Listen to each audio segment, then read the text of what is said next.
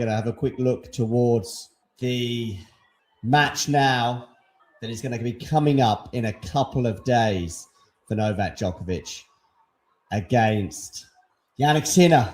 It's a head-to-head. And by the way, if there's any more motivation Novak needs, there's a chance to get to 6-all in the head-to-head.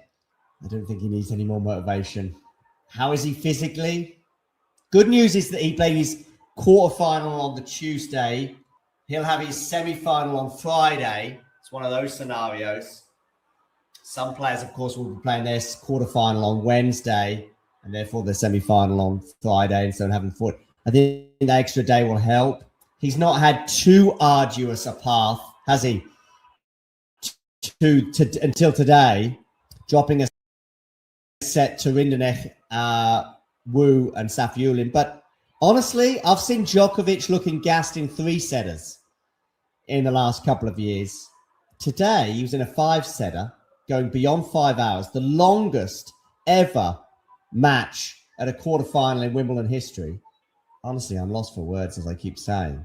But anyway, this is his path that I was just highlighting. 4 sets over Wu. A bit of a scary moment there, 1-set-all. Tsitsipas was a piece of cake, as you probably would expect, both in terms of their head-to-head and also particularly the surface, where Stefanos really struggles. Rinderknech pushed him, so you can see in that 4-set tie break that they had. Djokovic, I think, from maybe 4-3 up, 4-3 down, I can't remember now, just played 4 unbelievable points, including the match point where they're both on the deck. Unbelievable, right? 39 years old, well beyond 39 years. I think he's 39 years and 2 months old, more or less. Then Safiullin, 4 sets, never really felt in danger there, especially after he won the first set. And then today, coming through against Felix Auger-Aliassime, 7-6, 3-6, 6-3, 6-7, 7-6. And especially that blow of losing the 4th set, having been up a break. If anyone can dig deep, Novak Djokovic can dig deep. But he's probably going to have to dig deep more than he's ever done before, in a way. Or maybe not more than he's ever done before, but you know what I mean. As he tries to overcome arguably the biggest challenge in tennis right now, certainly in the absence of Carlos Alcaraz, which is to beat Jannik Sinner, the world number 1, the best player in the world. He says he just wants to rest up and get ready for that. The numbers and the matches and the longevity and the 55 Grand Slam semi-finals and the 8 Wimbledon semi-finals in a row and I think 15th overall, I think he said, sort of almost don't matter right now. It's all about Friday and trying to beat the irrepressible, immovable object, unstoppable force that is Jannik Sinner. Unstoppable certainly outside of the French Open and the searing heat of Paris. It's the world number 1. 6-5 is the head-to-head. If he wins this and therefore has a 6-6 head-to-head and avoids playing Sinner for the rest of his career, for example, and therefore has at least an equal head-to-head with him, wins Wimbledon, for example, he's got to do a mic drop for me. Djokovic's got to do a mic drop at 25. I think it is his last chance to get 25. Do I think he's getting 25? Well, we'll come to that in a moment. Look at this head-to-head anyway. Sinner's ranked 1 in the world. Djokovic 8. 39 is Djokovic's age compared to 24 for Jannik Sinner. Djokovic has all the experience in the world, of course. Probably tail of the tape right now, I would probably put Sinner's serve just marginally in front of Novak's, but it's still probably Novak's biggest weapon at his age. But today's returns were still pretty wild.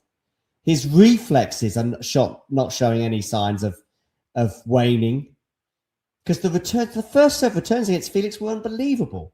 If he returns like that against Jannik, he's got a chance. First set is huge.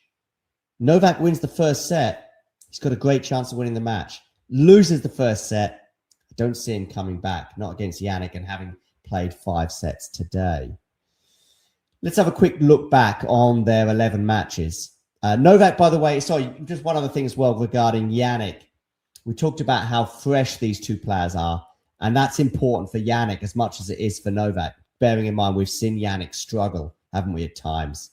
Because Jannik has dropped 2 sets against Manovic, but since then, he had straight sets wins over Nuno Borges, Jenson Brooksby, Moshe Zuki, and Struff today.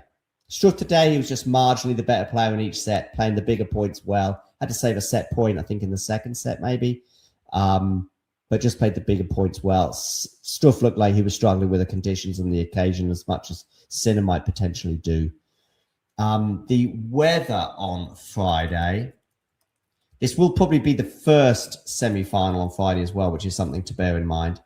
Looking forward to the weather on Friday. Warm but cloudy. 34 degrees but cloudy.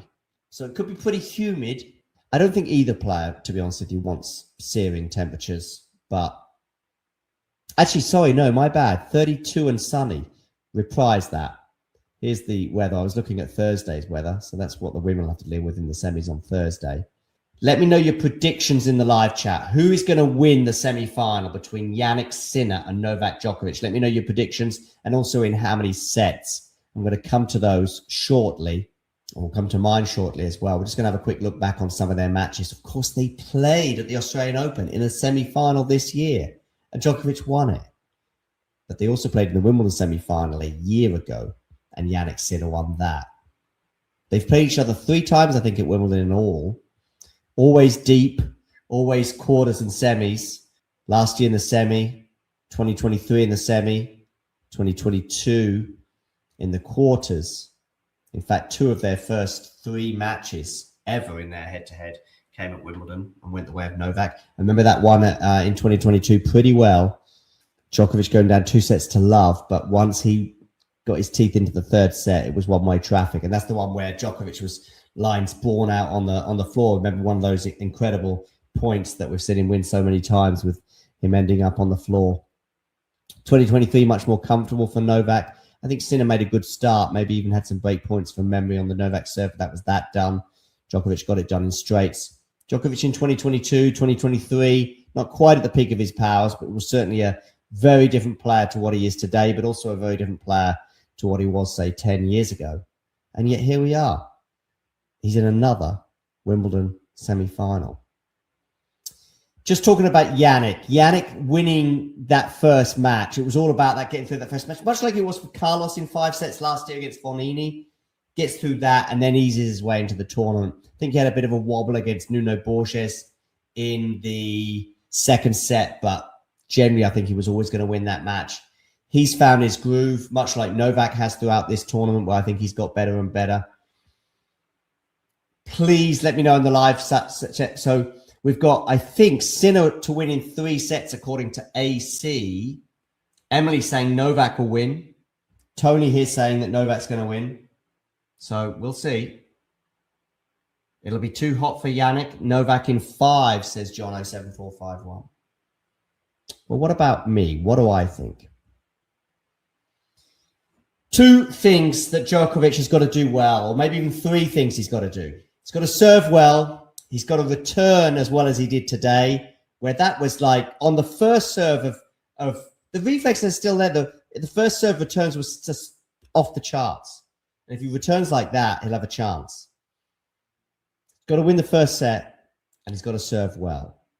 If those 3 things happen, and they can, Novak has a good chance of winning the match. But I think Sinner's finding his groove, and I think Sinner's going to win in 4 sets. Let me know what you think in the comment section. Maybe you think Djokovic is going to win 25. I tell you what, if he wins this match against Sinner, especially if he does it in less than 5 sets, he probably does get 25 because I think no one's stopping him in the final. But I do think Sinner stops him in this semi in 4 sets. Really looking forward to this one. Should be a great match. I'm probably more inclined to lean Jannik, however. A little bit too much wear and tear for Djokovic after the last few matches. And if Jannik starts at 5% more than Djokovic, then he tends to run away with it. So sad to say this is where Novak's run ends. I feel like with this matchup, Sinner is going to be really, really motivated, even more than he would be against another opponent, just because of what happened in that Australian Open semifinal that lost to Djokovic. So he has that in his favor. Obviously, he has the rest in his favor. He's played a lot less tennis than Djokovic, and even with the 2 days of rest, I think Djokovic is going to be really, really tired. But I mean, Sinner has been making some uncharacteristic errors in his matches at this tournament, and Djokovic is someone that can take advantage of that. But I still think that Sinner can outlast him. I think he's extremely motivated right now, and he has been playing himself into form. So I'm going to say Sinner in 5. Hey everybody, it's Zach CZ from Talking Tennis, and we have to look forward to this match looking forward. Jannik Sinner, Novak Djokovic, the GOAT versus the GOAT player at the current moment when it's between 68 and 78 degrees. Jannik Sinner on grass in London with the weather and the stuff, and everybody wants to know who's going to win this one. Well, there's a right answer, and you're about to hear it from me. Novak Djokovic, straight sets. That's right. He's getting 25. If you enjoyed this video, make sure you hit that like button. Don't forget to subscribe and click that notification bell so you don't miss out on all things tennis.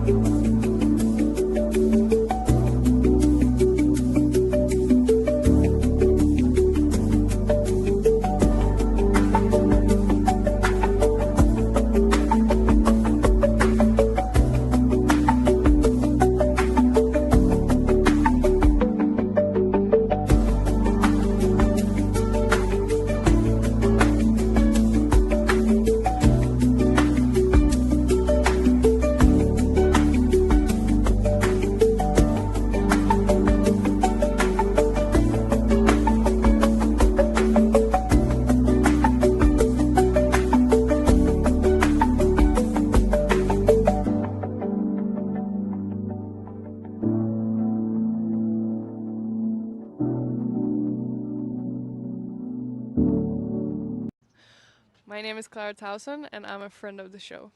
Boom. I am Francisca George, and I'm a friend of the show. Perfect. Hi, my name is Susan Leymans, and I'm a friend of the show. Boom. Yeah. My name is Zainab Samaz, and I'm a friend of the show. Boom. Hey guys, my name is Sasha Vickery, and I'm a friend of the show. Boom. Hi, my name is Lloyd Harris, and I'm a friend of the show. Perfect. Hi, my name is Jan Faria, and I'm a friend of the show. Boom. Yes. Take one. Well done. Hi, my name is Jasmine Paulini, and I'm a friend of the show. Wow, Jasmine, you got it in one time. Ready? Play.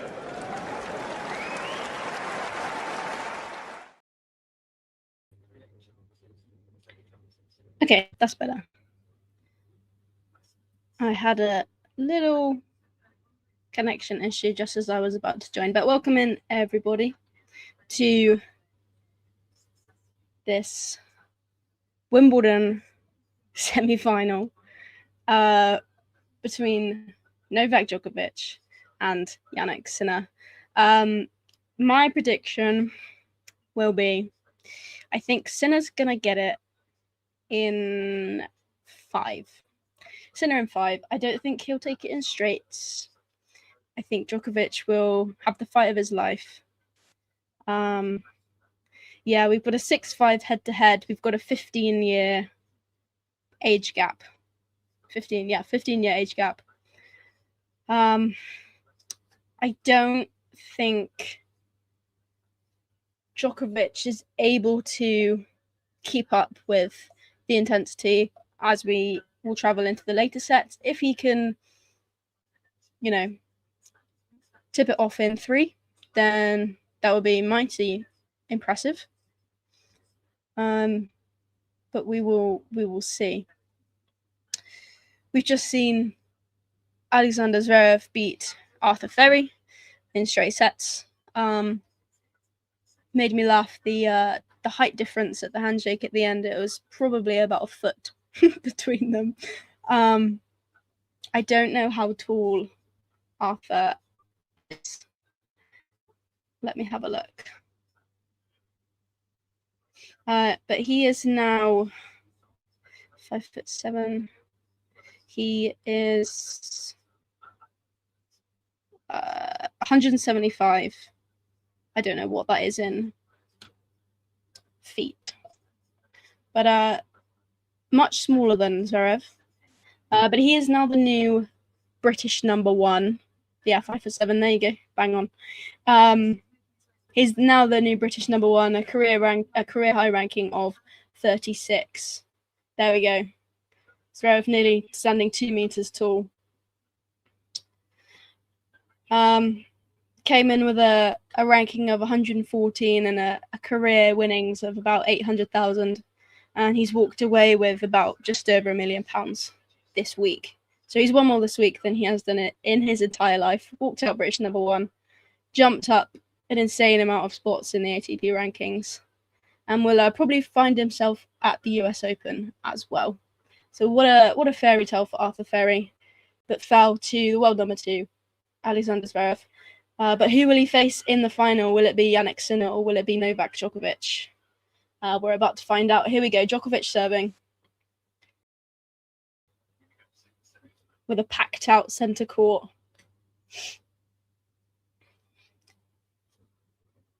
We've got Andrew Castle and Agassi commentating, so we'll see what they have to say about this as well. And as always, share your predictions, your thoughts in the comments. I'd love to know who your money is on. Big kick serve to the body from Djokovic there, and a lovely third shot to the baseline. Sinner goes the wrong way. That's 15 love.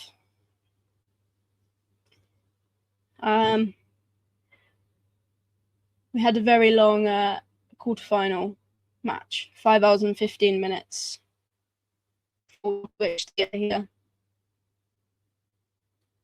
And I hope it's not going to be a 5 hours 15 match again. Otherwise, I'll be sat here a very long time. A fantastic serve for Djokovic to go 30 love up. 127 mile an hour out wide to Sinner's backhand.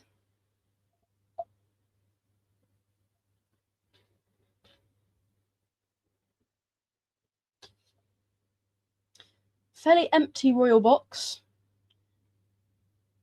Although I suppose it is late in the day.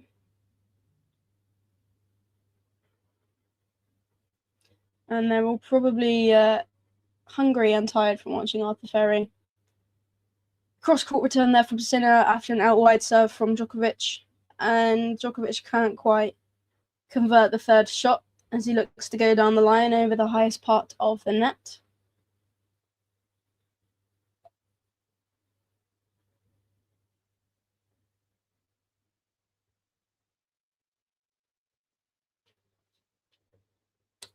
Fantastic serve from Djokovic there, out wide. Sinner gets his racket on it just, but no way is he getting that back over. 40-15 as Djokovic looks to secure his serve game and the first game of the match. I hope he looks to continue this.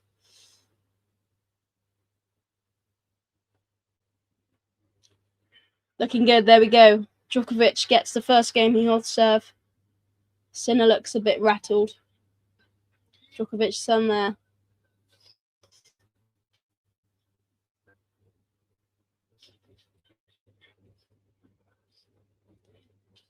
In the crowd.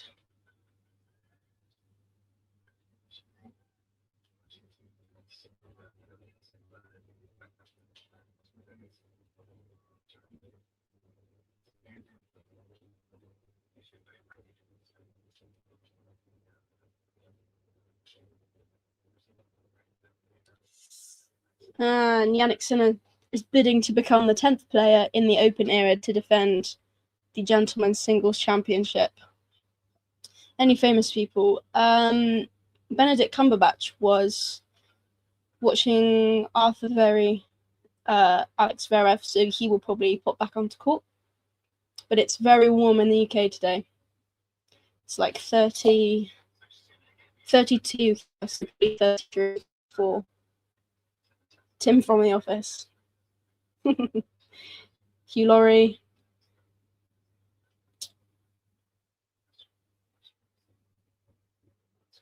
They'll probably all come out in the next few games. And I'll do some celeb spotting.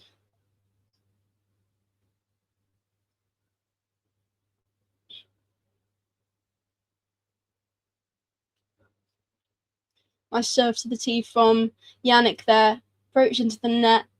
Takes the overhead with the winner. 15-love.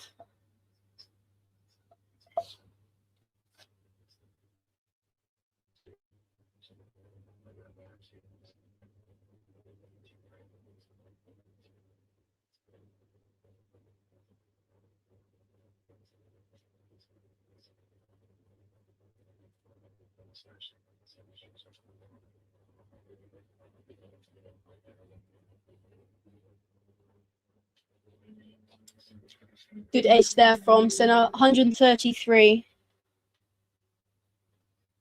My overheads. Well, I played yesterday and I hit most of them in the net. So, yeah.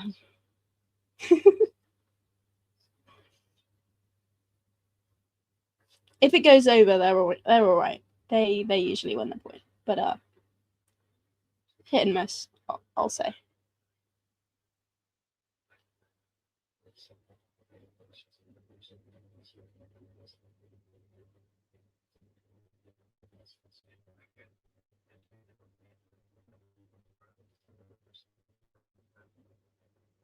Here we go, Jannik looking to go 45 up. Serve to the tee, kick serve to the tee. Bounced right up, out of Djokovic's reach. Very good serve. Good serve so far from both of them, actually. I'm also looking forward to an all-Czech final for the women. Noskova Mukova. And wins his serve game to go 1-1. On average, about 3 minutes per game there. Some big serves. Will that continue throughout the whole match? Maybe, maybe not.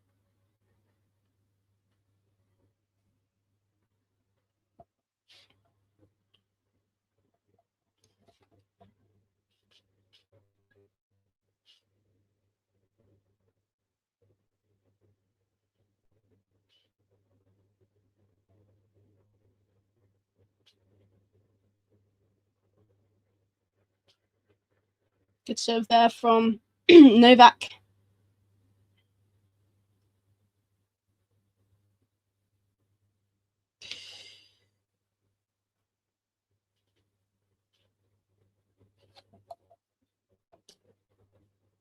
(110 miles an hour). Big serve to the tee. 120. He's adding on by 10 every time. Maybe this one will be 130. 30-love now. Just on serves.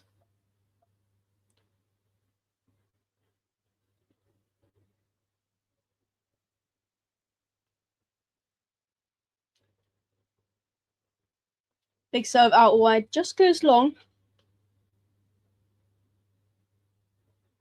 Although I think Jannik would have been okay to return that one on his forehand nicely. Wow, what a return from Jannik there. Serve comes into the body. Jannik's in the right place at the right time, takes it on the backhand, and just swings through the ball and hits a winner. Although I don't think he means to. Ball comes quite close to him.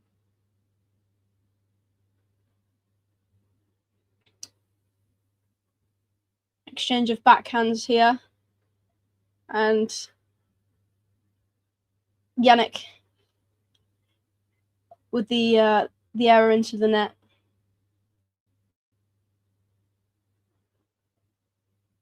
Taking the ball a little bit early, I think. Trying to take time away from Novak.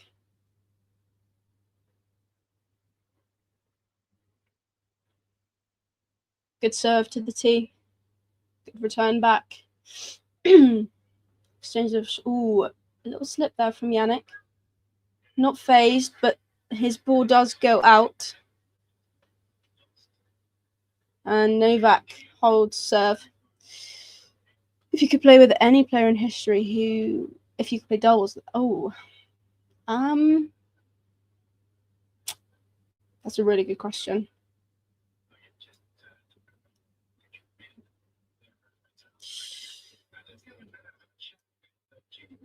I mean, am I playing for fun or am I playing in a tournament? Because, I mean, for fun, I'd probably go with, I don't know, like Maria Sakkari, but that's just because she's my favorite. If I'm playing, that's a really good question.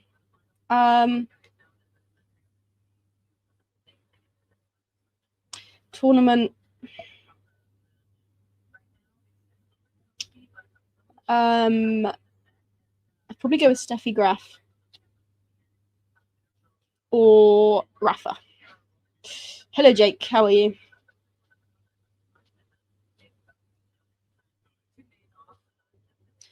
I didn't. I will admit I wanted to stay up. I watched half of Brazil-Norway and went to sleep. But I will be watching watching tomorrow. It's at 10. It's a more reasonable time.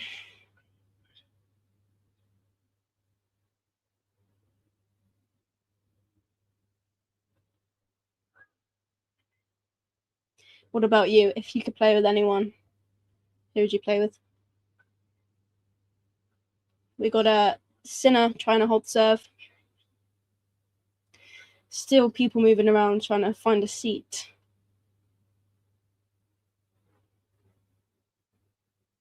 Rafa, yeah. Good choice. Another unforced error from Sinner into the net.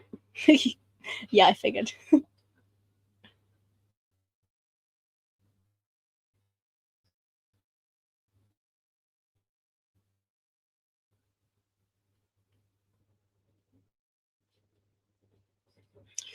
Marta Kostyuk.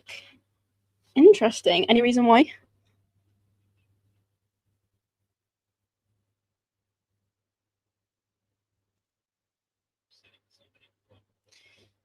Return long there from Djokovic. 35 for Sinner.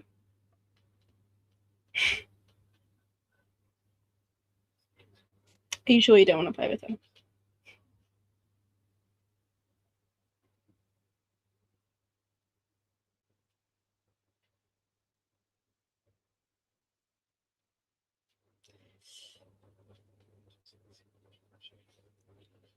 First serve goes long for Sinner. Big serve though, 132. Bit of trading going on here. Backhand to backhand, forehand to backhand now. Sinner looking to open up. Goes down the line, moves into the net. Finishes it off with a nice jab volley there. Into an open court. 40-15. It could work. I mean, yeah. In fairness, they did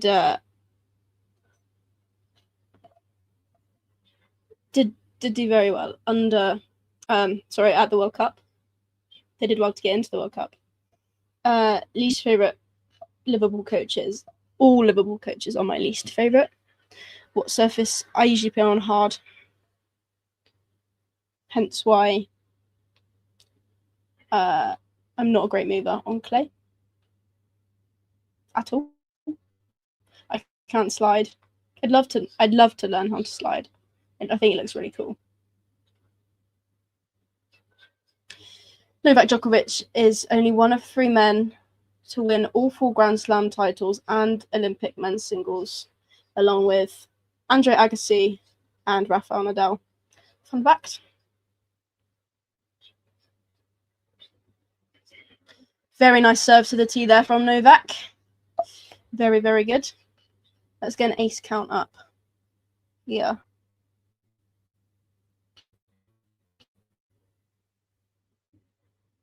Two each. We've had 4 aces in 4 games.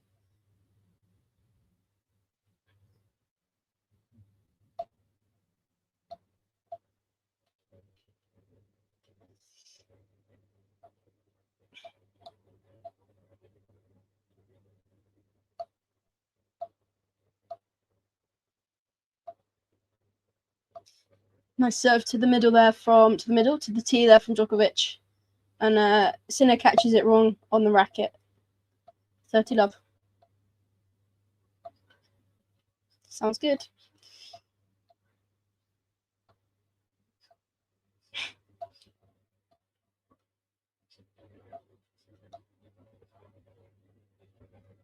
First serve wide.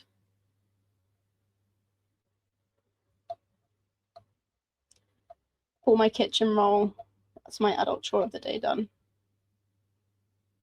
Nice.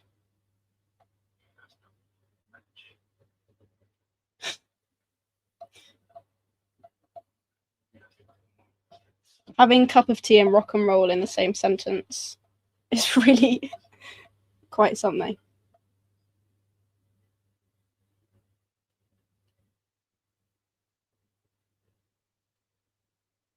It's all madness. Sick.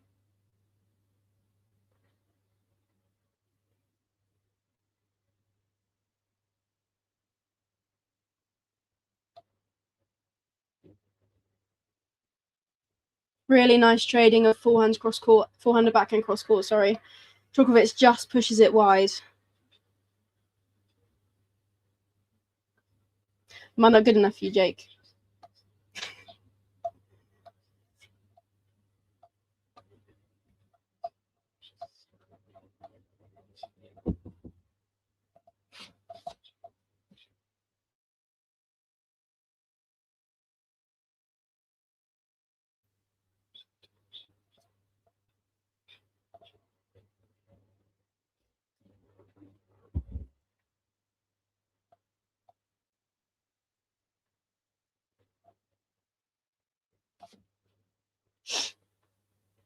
Nice rally here.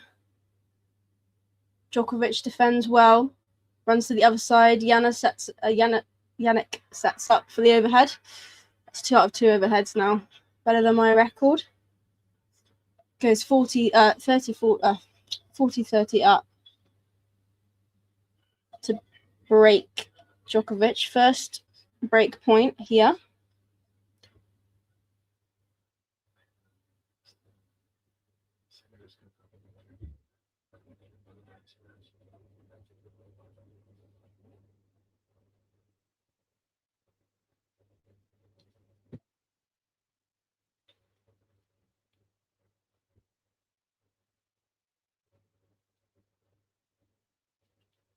Serve down the tee. Very nice return. There's a really nice backhand down the line there from Djokovic to level it out with juice. It's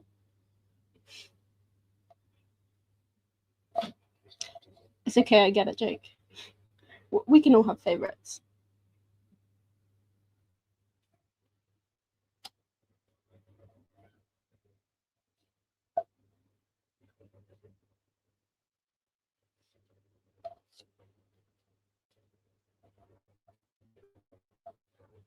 Big serve there from Djokovic. Sinner's around the court like a headless chicken. Hits it in the net. Djokovic with the advantage.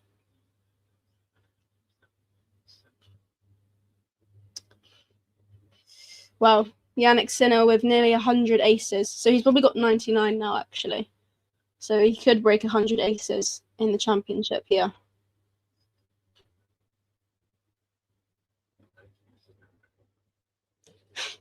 I don't have favourites. Breakpoint saved. Here we go. 3-2 Djokovic.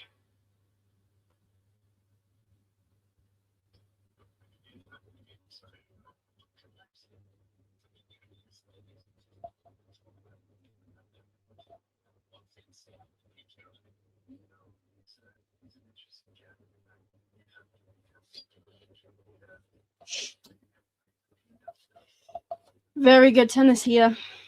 Neck and neck, as it should be. Jake, what is your prediction on with this match? I'm curious to know what you think. Got a high first serve percentage for both players, above 70, although Jannik's is 80.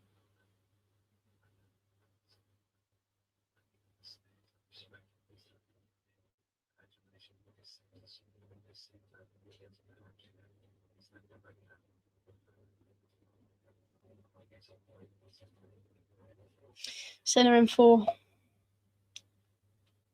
Maybe even 3. Ooh.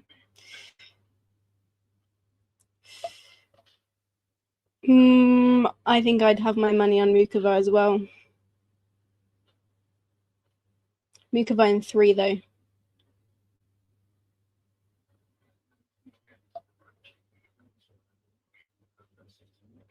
$710 votes.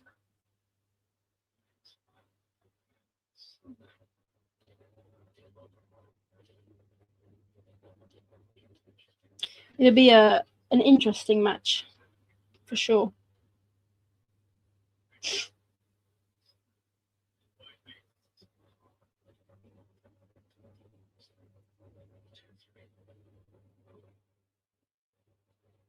Here we go. Sinner serving to level the score. Nice serve out wide. Nice third shot out wide again. Could have gone down the line, maybe. Slice backhand. Down the line. Overhead. That's 3 out of 3. Very nice. And we've got... Ooh, we've got a Djokovic. A heavy Djokovic percentage.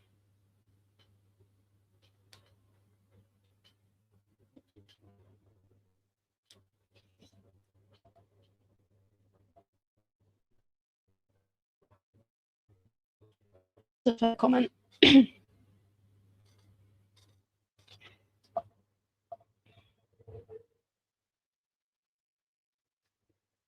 Nice down the line backhand there from Djokovic. Drops it short. Doesn't quite make it over the net.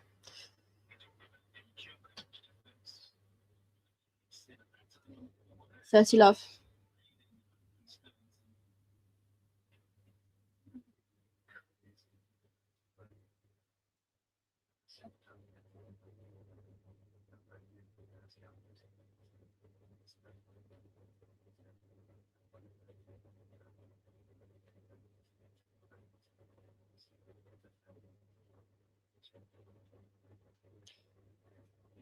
Very good serve there from Jannik.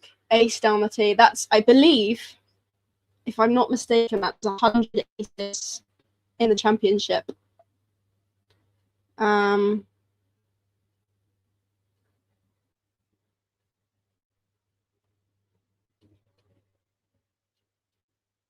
Which is insane. What do we think of Ferry's performance? Outstanding. I mean,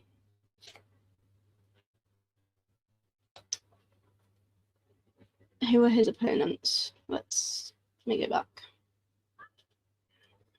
I mean, to defeat Koboli, to defeat Dimitrov, being ranked. I mean, I saw a thing that was like February 2025, he won an M25 event in Nottingham or something.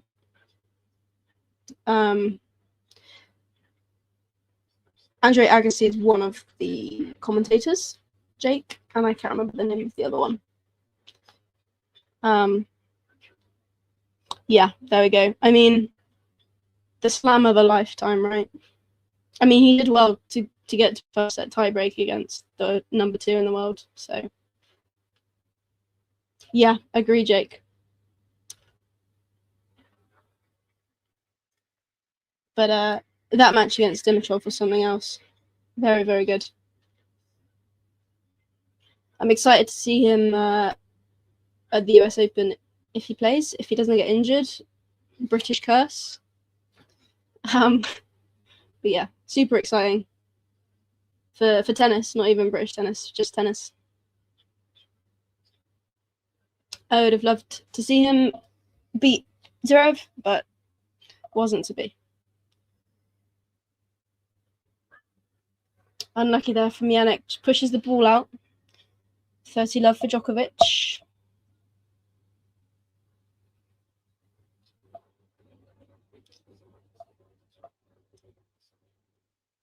Yeah, agree.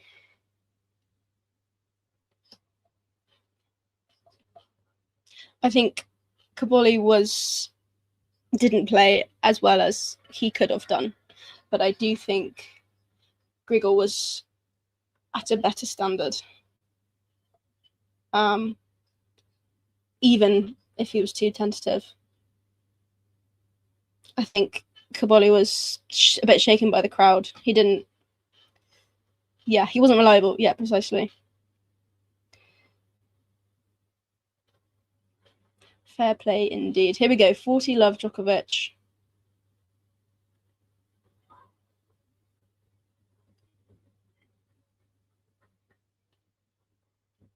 $40-15. Is that the first double fault of the match?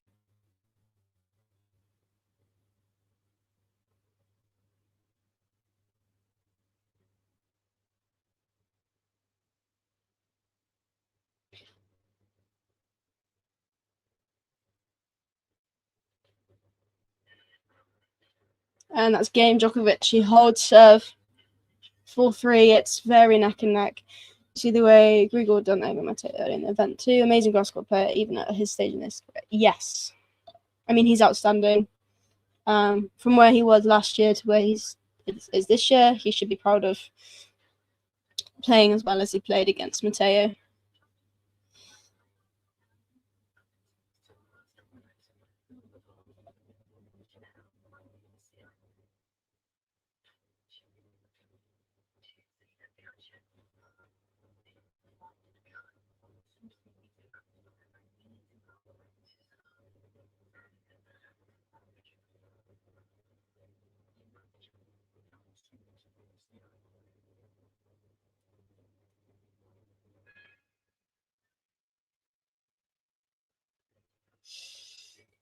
We've got some stats here. We've got 100% win percentage on the second serve for Jannik, 50% for Djokovic, 82% win percentage on the first serve for Jannik, 88% for Djokovic, and a 79 first serve percentage for Jannik and 74 for Djokovic. Not much between the two. 18 points won to 19 points won. 12 service points won to 17 service points won. Very, very close. Jannik Sinner is one of 11 men in the Open era to reach all Grand Slam finals, I think that was. Man United, obviously. It's the only option.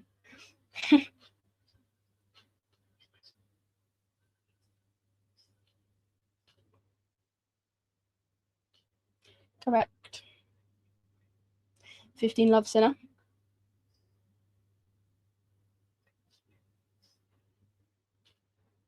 I believe we've got quite a few United fans on the channel.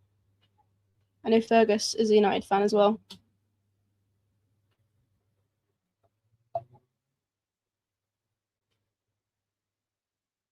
Big serve. Comes up to the body, taken on the backhand by Djokovic. Just over rotates slightly. Ball goes out. 30 love Sinner.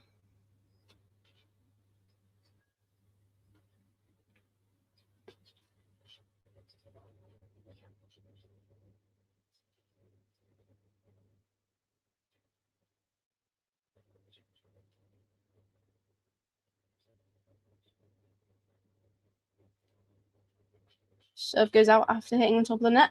Looked like it was heading towards the tee.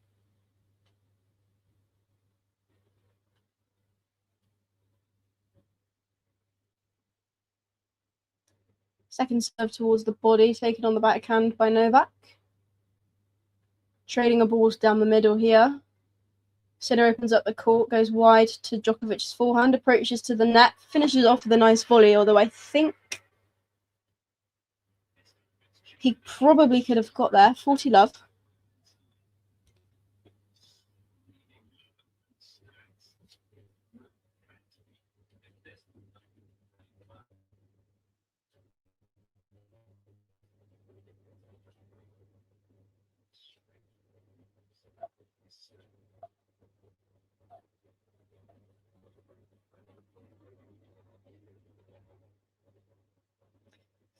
Who do you support, Jake?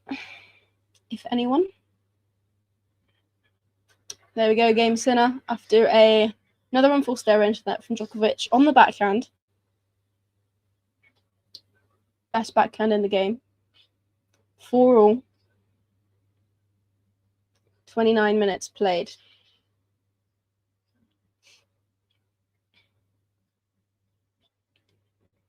Royal Box is filling up a little bit more than it did earlier, although I can't make out any faces currently. But I will let you know. You're a United fan. Perfect. We'll get along swimmingly then.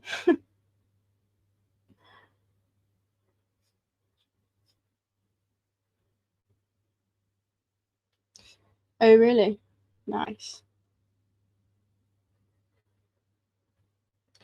Who are your favourite players then?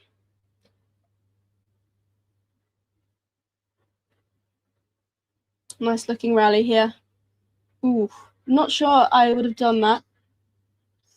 But then not sure I would be playing in a Wimbledon semi-final. Djokovic tries to drop it short from just beyond the baseline and goes into the middle of the net.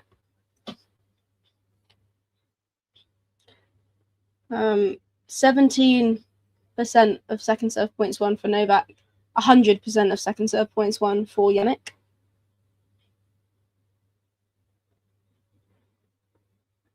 Big serve out wide from Djokovic. Very nice return from Sinner. Looks like it was going to drop in, but doesn't. Just goes out. It's unfortunate.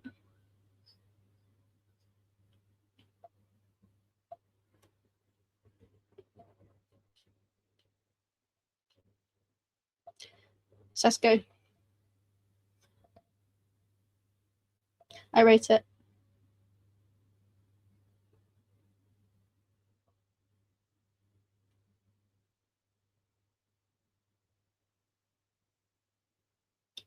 Big serve there from Djokovic. Return goes up high.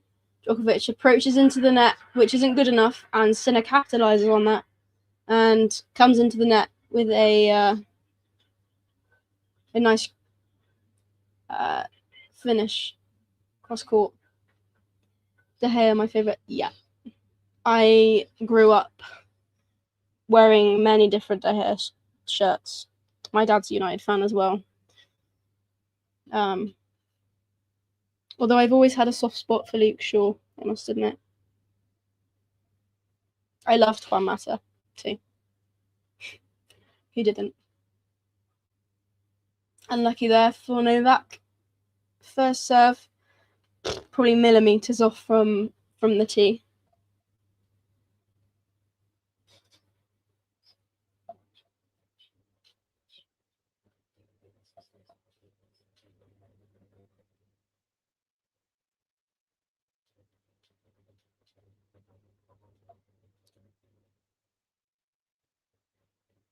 Lovely cross-court backhand there from Sinner as he goes 45 up. Well, sorry, 15-40 up to break Novak. Second break point here of the match.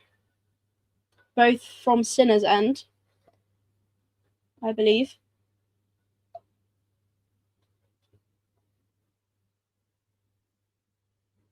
Now this would be key here because this will allow him to serve for the set. And he's been serving very well. As I said, 100 championship aces, which he's just broken. Lovely build-up play here from Jannik. Approaching into the net. Ooh, overhead. Not successful. That's 3 out of 4, I believe. Into the net. Still third break point, though. I was going to say he did what I would have done. Although he right on the service line, so it could have taken it as a drive volley. Indeed, did a Rachel. Although I don't know if I want to be known for hitting smashes into the net.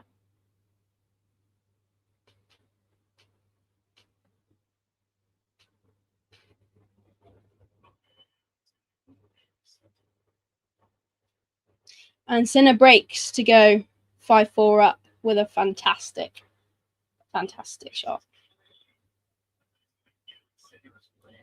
Immediately the ice towel over the top. 34 minutes played, and he will now serve for the set. That's just so good, isn't it? Backhand down the line.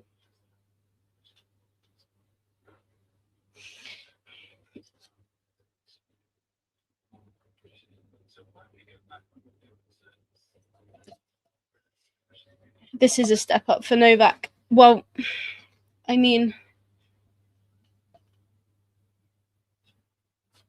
not saying Felix isn't a good player, but he's not a Jannik Sinner. Do you know what I mean?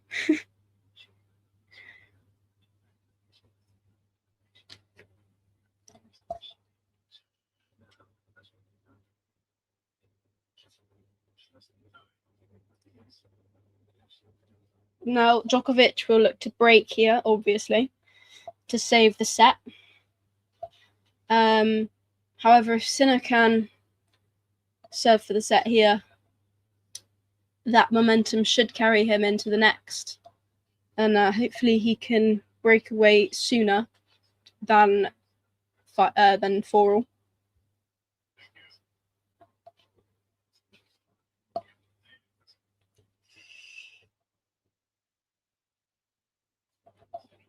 Andrew Castle is the other commentator, Jake.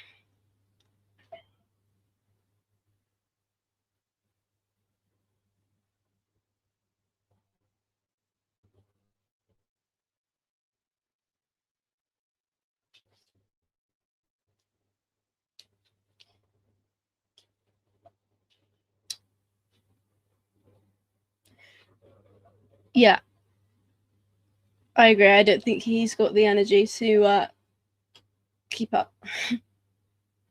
Started off really well though, but will it drop? That's the question. I think that's the make or break here. He's certainly talented enough. He's proved that, but it'll be the physical game. Although Sinner struggles in the later sets too, so who knows? 15-all after Sinner shot goes out.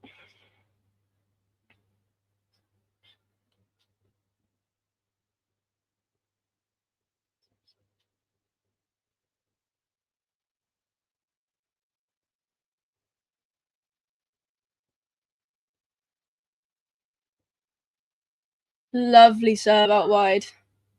118 miles an hour, right into the corner. Djokovic at full stretch, trying to get that one back, but not good. Very true. 4 hours and 9 minutes. But then, would you say Djokovic is better on hard than he is on grass? I would, but that's my opinion. Or is Sinner better on grass than Djokovic is?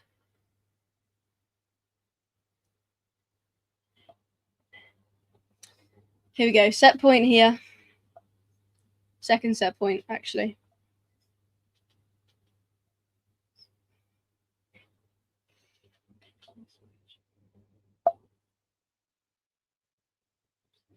Bin face. Yeah, agree. He's got my vote. Not that I'll get too political here, but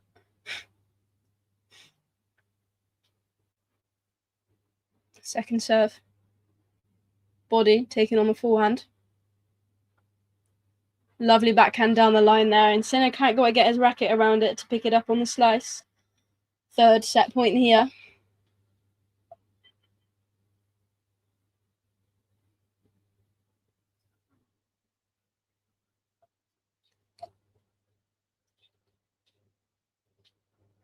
Sorry.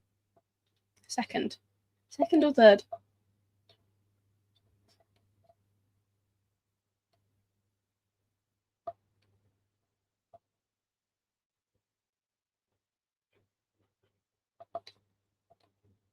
Nice serve.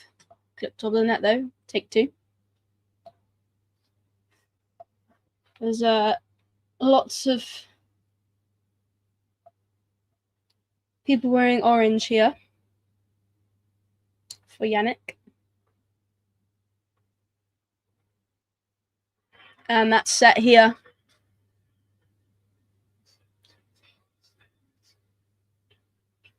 For Jannik Sinner.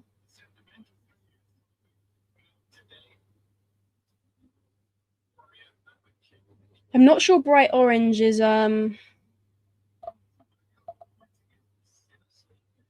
Wimbledon colours. I feel like it's okay at any other slam. Yeah, all good. I'll have to like leave as soon as it gets to like 1:45 though, if that's okay. 2 double faults for Djokovic. 4 aces each. We got 4 unforced errors for Jannik, 5 for Novak, 14 winners for Jannik, 7 for Novak, and 30 points won for Jannik and 23 for Novak.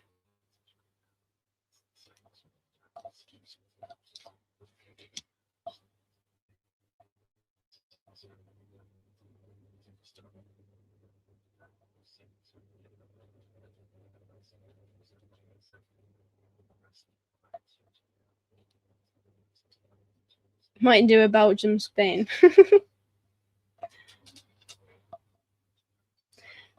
That honestly is not a bad idea.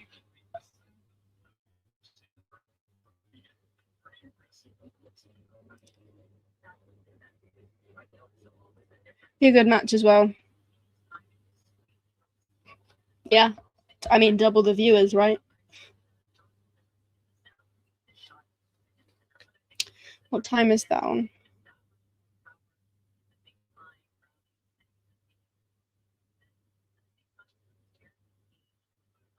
Yeah.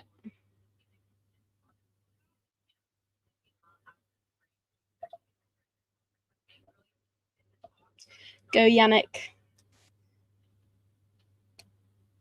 Jannik in how many? Vincenzo?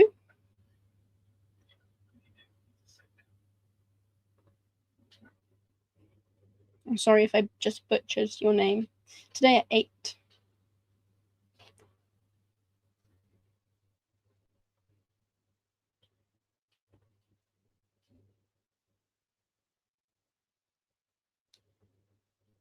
Ah, got you. So Vincenzo.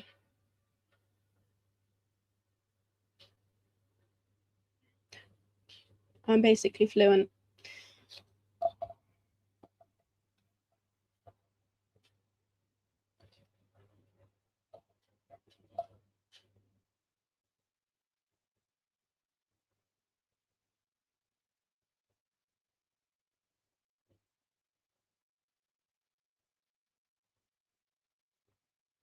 Ah, that makes sense.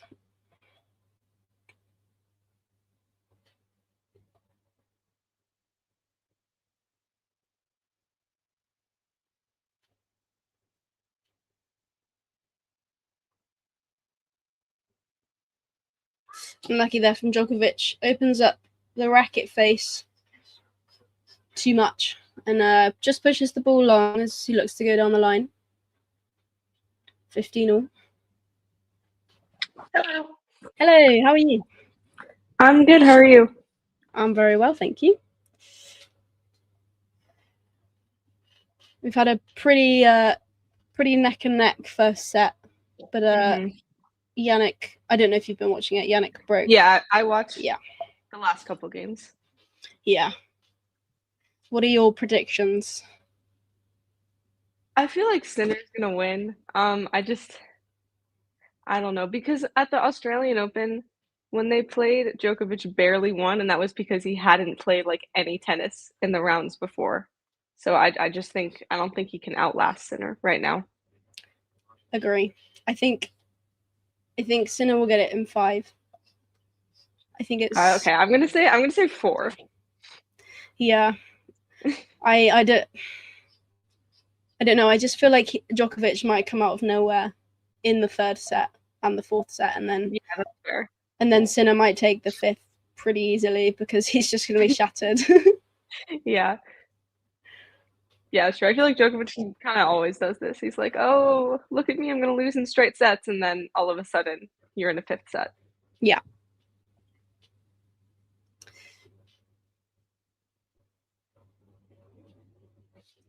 Sinner's also just passed 100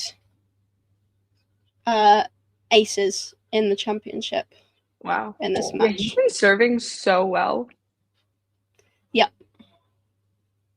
And honestly, like all season. I remember like when his serve used to be so inconsistent, and now there's just no sign of that. No, especially first serve as well. Mm-hmm.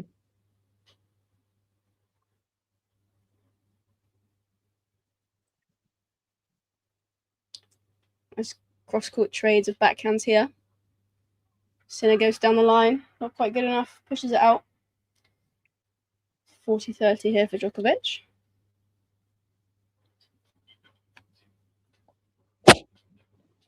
I feel like that down the line backhand worked pretty well for him in the first set. Like, yeah. I understand why he's going for that. I think it's a good, and like it was the right shot. It was. I think it was the right shot, wrong time.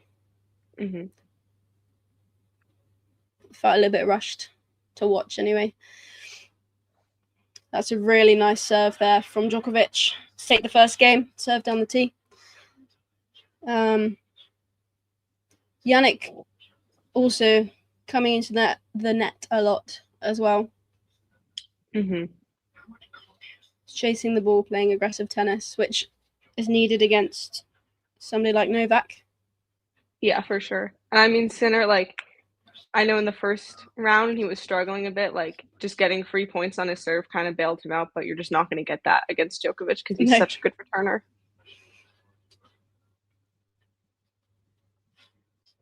Did you manage to catch any of Ferry's Zverev? Nope. Honestly, glad I didn't.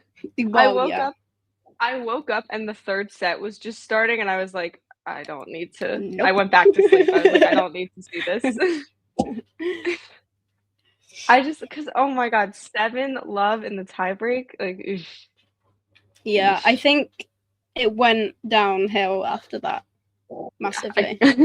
I can imagine, and like, yeah, losing a tiebreak without winning a single point, that's got to be super demoralizing.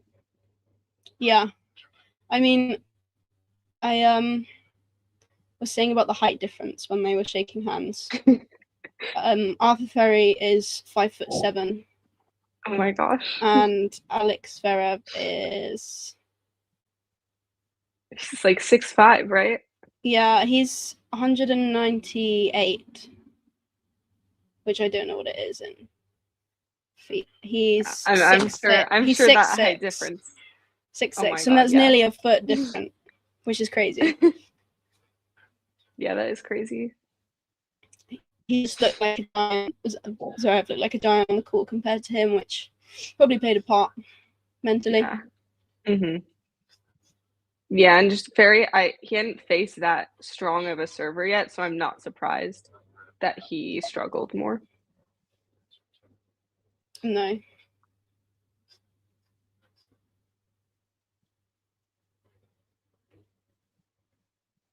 It would have been quite something if he won that match, though. That's a fantastic shot from Novak there. Yeah, it would have. I would have absolutely loved him to. Not just because he would have been a Grand Slam finalist, but because he would have beaten Zverev. Yeah. Yeah, it would have been a win-win. Yeah. But alas. I mean, the tournament really was a win-win for him. Yeah. His whole game was incredible. And now he's the British #1, which is goodbye, crazy. Jack Draper. I feel bad for Jack Draper. Same. Oh yeah, who do you think is gonna win tomorrow? I think Mukova's gonna win, but Noskova keeps surprising me, so I'm not like confident in that prediction. I don't know. What do you think? Yeah, I agree. I think Mukova's going to get it in 3. But yeah, I think surprising is the right word for both of them, actually. I think they've both surprised me this tournament. Yeah, especially since like I feel like you usually get the people who won grass 500s sometimes like flame out at Wimbledon, but not the case this year. No. Hello, Ghosty. How are you?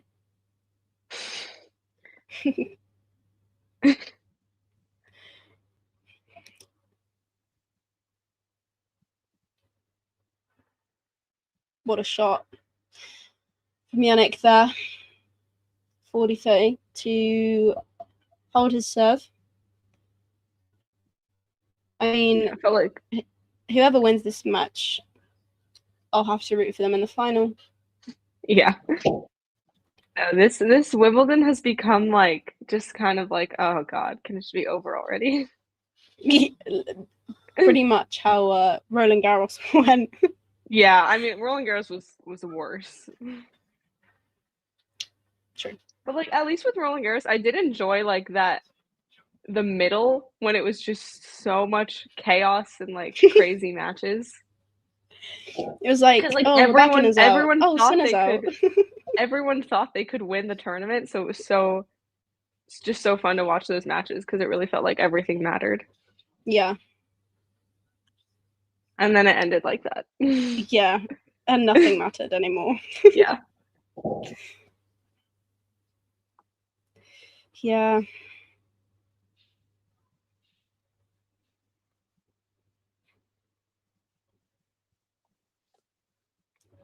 I feel like all these sets are just going to be decided by one bad service game. Like I just cannot see anyone like raising their level to break because I feel like in the first set Djokovic kind of like his serve dipped a bit in the game he got broken.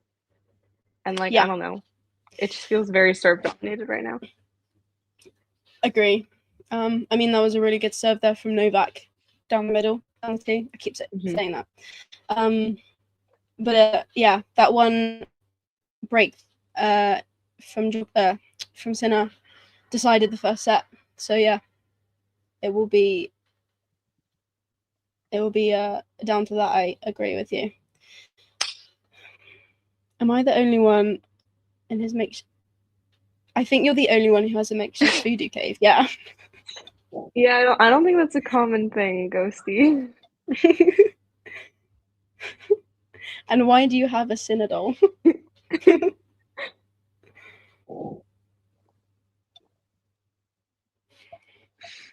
I mean, it's already pretty hot. Anyway, it's 32 here. And like the heat, I feel like with this match, the heat is just going to make it worse for both of them. Yeah. Neither of these players thrive in the heat. No. I mean, Djokovic is basically an old man now, so. Yeah. That's a really nice volley. I find it so interesting that they moved this match and they switched the order because I thought like with Ferry in the semifinals, they would keep it. Yeah. But...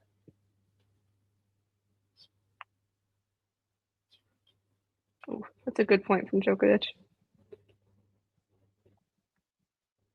Serving to go 2-1. Oh, that's close. That looked on the line to me.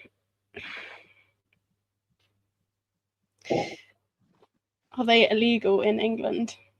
I don't know if they're legal anywhere. I've never come into contact with one, so I can't answer that question.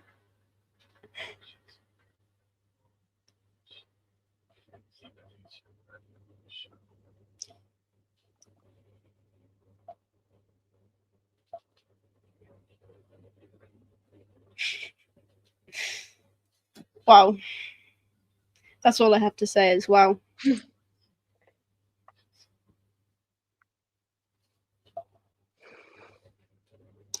Max Dallin. I haven't heard the name. Oh, I know him. He goes to University of Michigan where I go, and he has a wild card next week. So very excited for that. Interesting. He's a great player. so fun to watch. He's And Swedish? He's Swedish, and he's such a good quote. Like, oh my, like an astoundingly good quote. He's so insightful. So yeah, watch out for him next week because he will be in I forget what the city is, but it's in Sweden. It's a 250. Sick. He won the boys US Open in 2023. Yeah, in doubles. Yes. Yep, and he's one of the best players in college tennis right now. Cool. The next Ben Shelton then, yeah. Yeah. Celebs in attendance. We've got Benedict Cumberbatch is there. Apparently Tim from The Office is there. That's such a random group of people. I feel like the Royal Box is always like do they talk to each other? All these like random celebrities who go? They must do. There's probably like a hospitality zone. I mean, always on the first Saturday, there's all like the sports stars. Yeah. And then like it's I just... remember last year, like Olivia Rodrigo and David Beckham were there at the same time. Yeah. I'm like, were they talking to each other? David Beckham was there the day I went the first day, the Monday. But I was on court once, so I didn't see him. Yeah, I think he's really had to split his time this year because he's got to fly back for the World Cup. Yeah. Welcome back, Jake. Ghosty, that's a really poor joke. I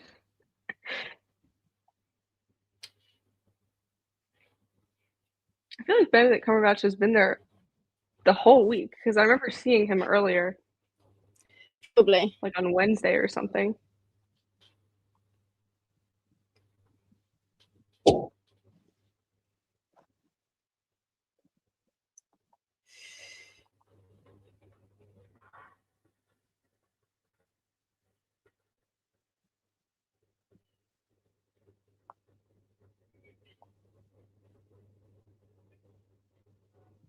Apparently Anna Wintour is there today too. Oh, really? That's fun. I feel like the Sinner forehand has been kind of inconsistent this week. I haven't watched that many of his matches, but I feel like when I do, he's been missing some uncharacteristic forehands. Yeah, especially on the return of serve, I have to say. Mm-hmm. I think he's making up for it in backhands though, especially down the line, as you said before. Mm-hmm. It's a nice return there from Djokovic. Interesting that Sinner tried to serve and volley on the first serve. Backhand goes long, just as I said that his backhand was good. Oh, you jinxed him.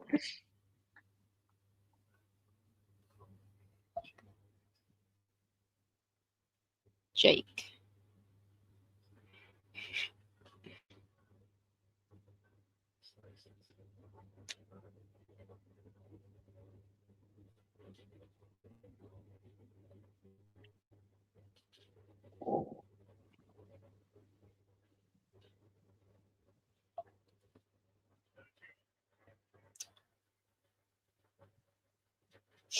The two.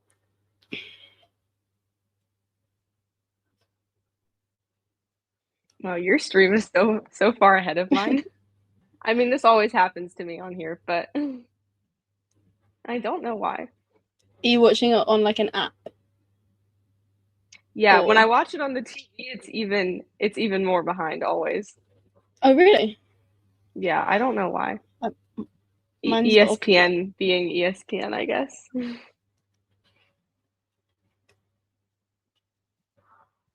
Oh, that's unlucky there for Novak. Tries to drop it over the high spot of the net. Doesn't quite get there. Sinner goes 40-30 up.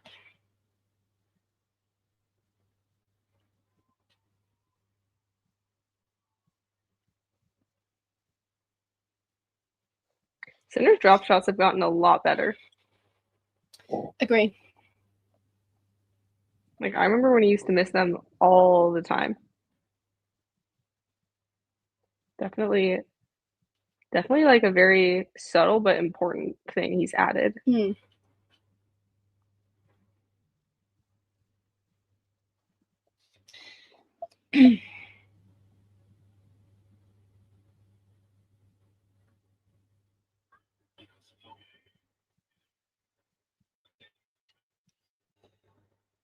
And that's 2-all. I think it's going to go 4-all, and then somebody's going to break, Yeah. and it's going to be 6-4 again. Yeah, either someone breaks then serves it out, or just breaks for the set at 5-4. I mean, it could go to 7-5. It could even be a tie break, but yeah, I don't think it's going to be an early break. No.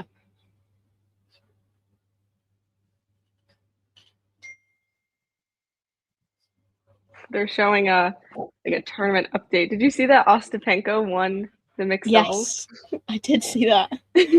What an odd trophy for her. Yep. And she got in a fight with Siegmund in either the quarterfinal or the semifinal. That's yeah, so she didn't shake her hand. Yeah, literally, and it's so Siegmund as well. Yeah, I know, it's exactly what you expect from both of them. It's hilarious.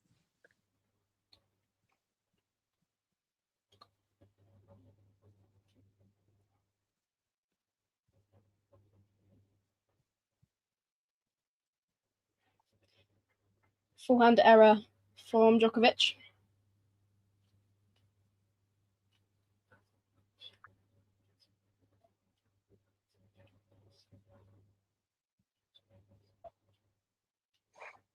Maybe we're wrong. Maybe this could be an early break. I don't know. I feel like I always get I feel like I always get too excited when someone goes up like love 15. I'm like, oh, they're gonna break here. It's like, no, they're not. It's love 15 or 15 all or whatever. Oh, that's so real.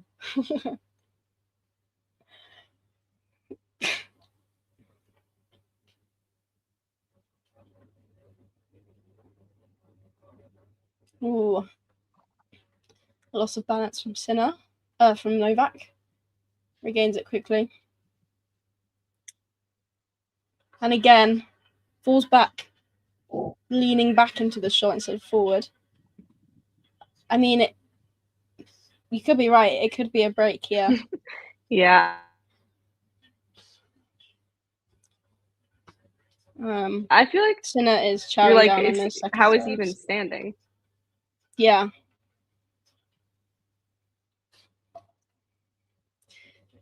But like, there's no point where I'm like, oh, well, Novak looks cooked. He's done, because you know he's never actually done.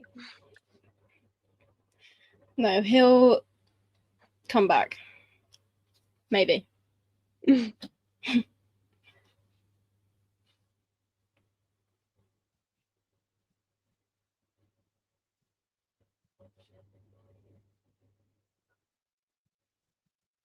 Deep serve from Sinner towards Novak's backhand. Plays him around a little bit. Rally down the middle. And Sinner pushes. Sorry. Djokovic pushes the ball wide. Sinner. Break point. Break point. Wow, maybe we did jinx it. We're really speedrunning commentators' curse here. I'm surprised that so many people picked Djokovic to win this match. Me too. Me too. Like, even if Djokovic hadn't just played a 5.5-hour match, I'd still be picking Sinner. Yeah. I mean, he's not world number one for no reason. Yeah. And like, yeah, he had a shaky first round, but he hasn't dropped a set since then. And he's still Jannik Sinner, who won like 5 tournaments in a row this year. Yeah.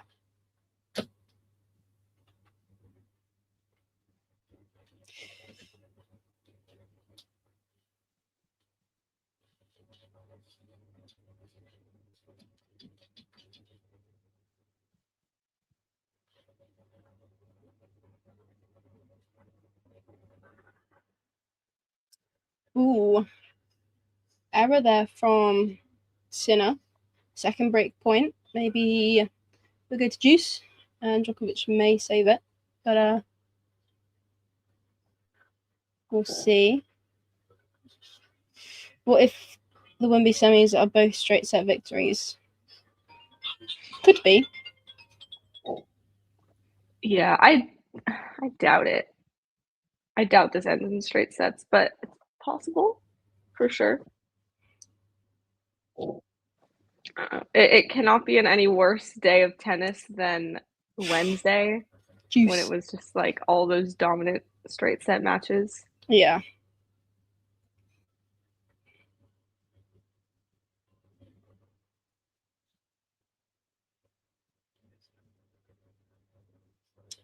That's 2 break points saved.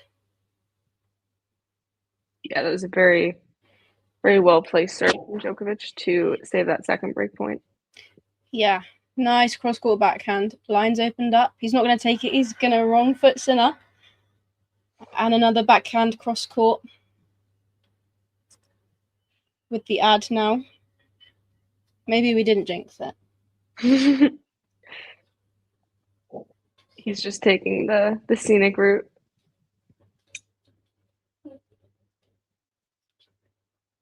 Yeah, wow, that was a great point. He did such a good job making Sinner think he was going down the line with that hesitation. Novak in 5. You said Sinner in 4. I feel like if we get Novak in 5, like there's no way he's still going to be functioning in the final if he just played back-to-back 5-setters. I'm getting receipts. I swear you said I swear. I can't find it. Actually, it was Sinner in 4, maybe even 3. So I still think Sinner in 4. There we go. Botched break points aside. Yeah.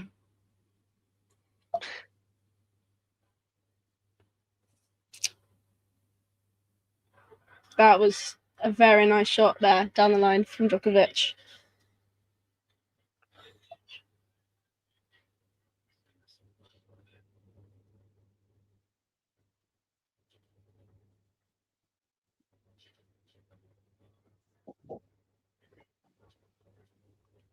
Yeah, too good. Hold on. In the space of 3 minutes. No. 1 minute. Who wants to see Ghosty in the crowd? What?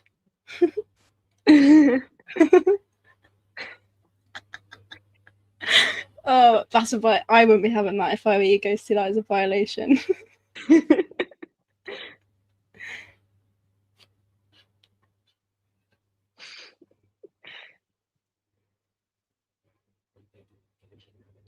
These Djokovic first serves, I keep thinking they're in.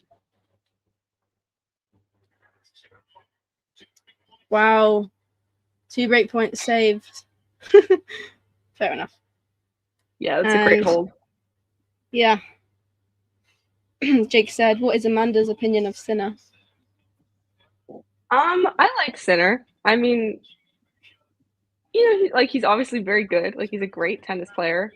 I just, like, sometimes I think, like, especially at the beginning of this year, I was like, oh my God, like, I'm just so sick of him winning everything. But now, like, now I want him to win this tournament, like, of everyone left, for sure. But yeah, I don't know. I feel like when someone wins so many tournaments so often, it just stops becoming, like, special, and it's, like, more expected. So I'm not really, like, hugely, like, rooting for Sinner, you know? Yeah. It's like you're picking, like, if you go and see puppies and there's, like, the ones left that, like, eat their own poo, and you're like, I guess I'll have that one. Yeah, exactly.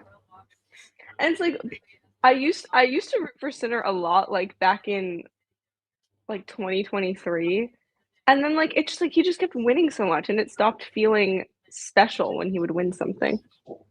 Yeah. I feel the same, which I think that's what was quite nice about when Novak, Roger, and Rafa were all on tour, because each of them would win different things. Whereas with the absence of Carlos, Sinner's winning everything, and it's boring. Yeah. Yeah, but then like after the French Open, I was like, man, I wish we could have the boring back. So the Welsh Dragon.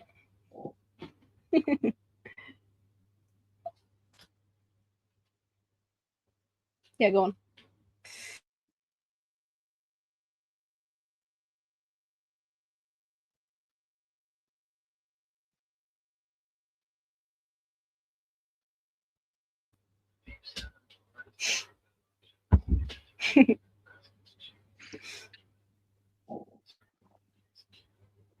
the chat is so lively today. I know. It's so funny when it's like this. Yeah.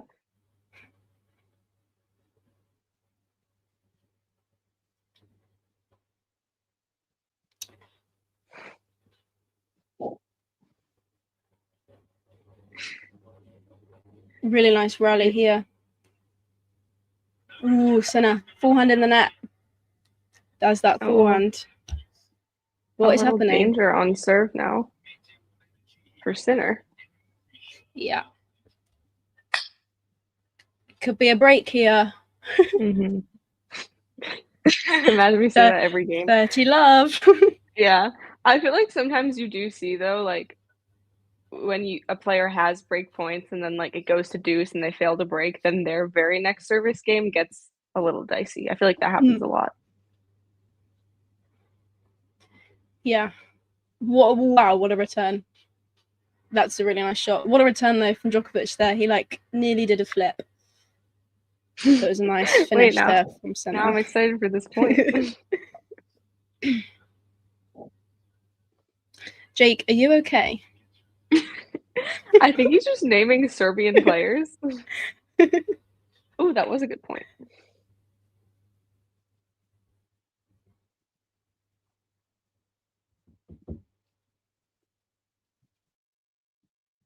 I don't know. I don't know who some of these people are. I can't lie.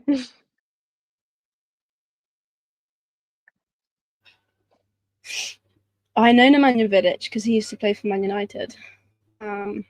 Oh, so these aren't just tennis players. No, I think they're Serbian footballers people. as well. Yeah. I mean, Kekmanovic is obviously a tennis player.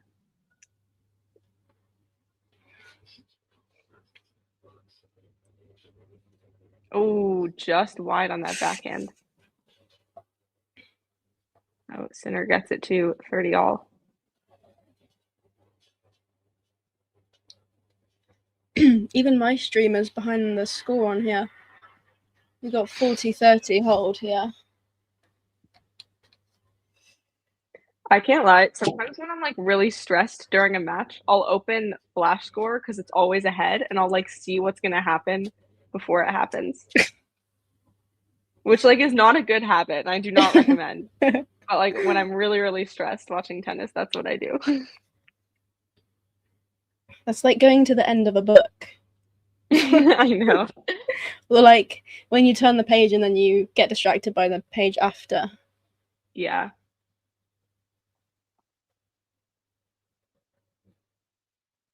Yeah, no, I do not recommend. Ooh, there we go. Sinner holds. 3-all.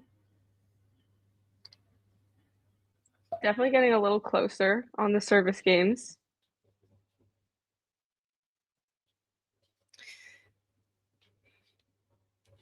I'll probably watch this game and then I'll have to head off. Okay. But I hope I see a break before before that happens. Yeah, I don't know about that. We might have to wait till 4-all.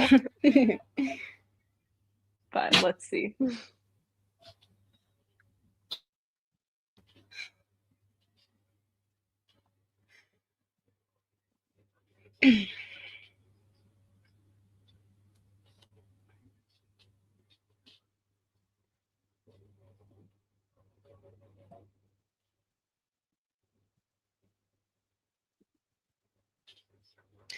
I don't think demoralized would be the word I'd use. I think obviously nobody wants to lose in the Wimbledon semi-finals, but I think there's got to be a recognition there that you're losing to somebody who's better than you. Mm-hmm. Yeah, and I mean, he lost to Sinner in the Wimbledon semifinals last year, and like that didn't really deter him at all. And like he went and made the Australian Open final. He's got 24 Grand Slams, for God's sake. Like, I don't think he's gonna care. I think he's fine.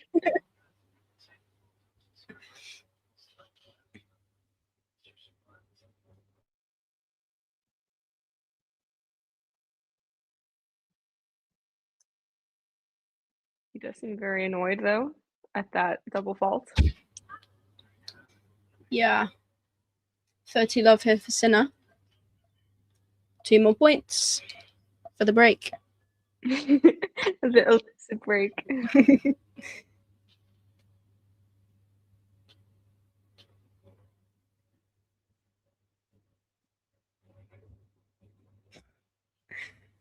What kind of question is that? That is.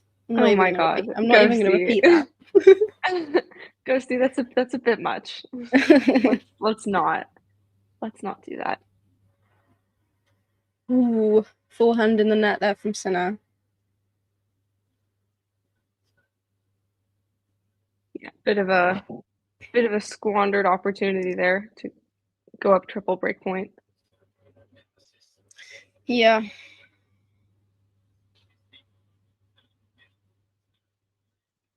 I mean, obviously tough forehand, but couldn't really get under that.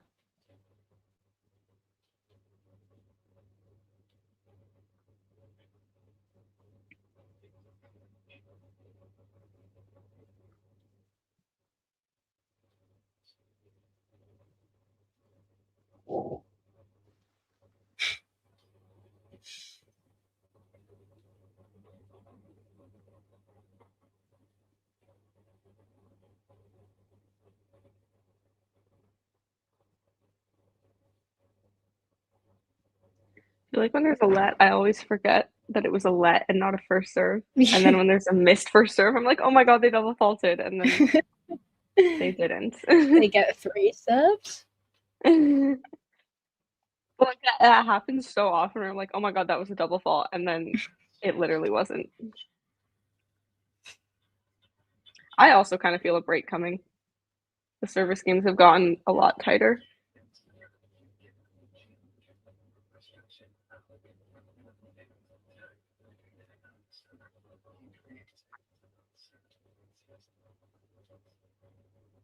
Oh, that is an excellent backhand from Sinner. And he has more break points.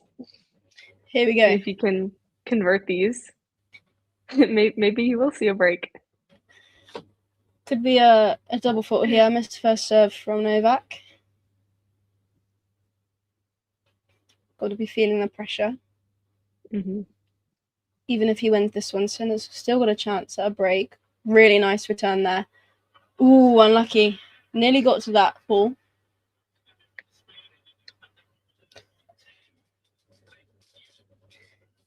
Ghosty, I don't know why you wanted to heat up. Novak is also not good with the heat.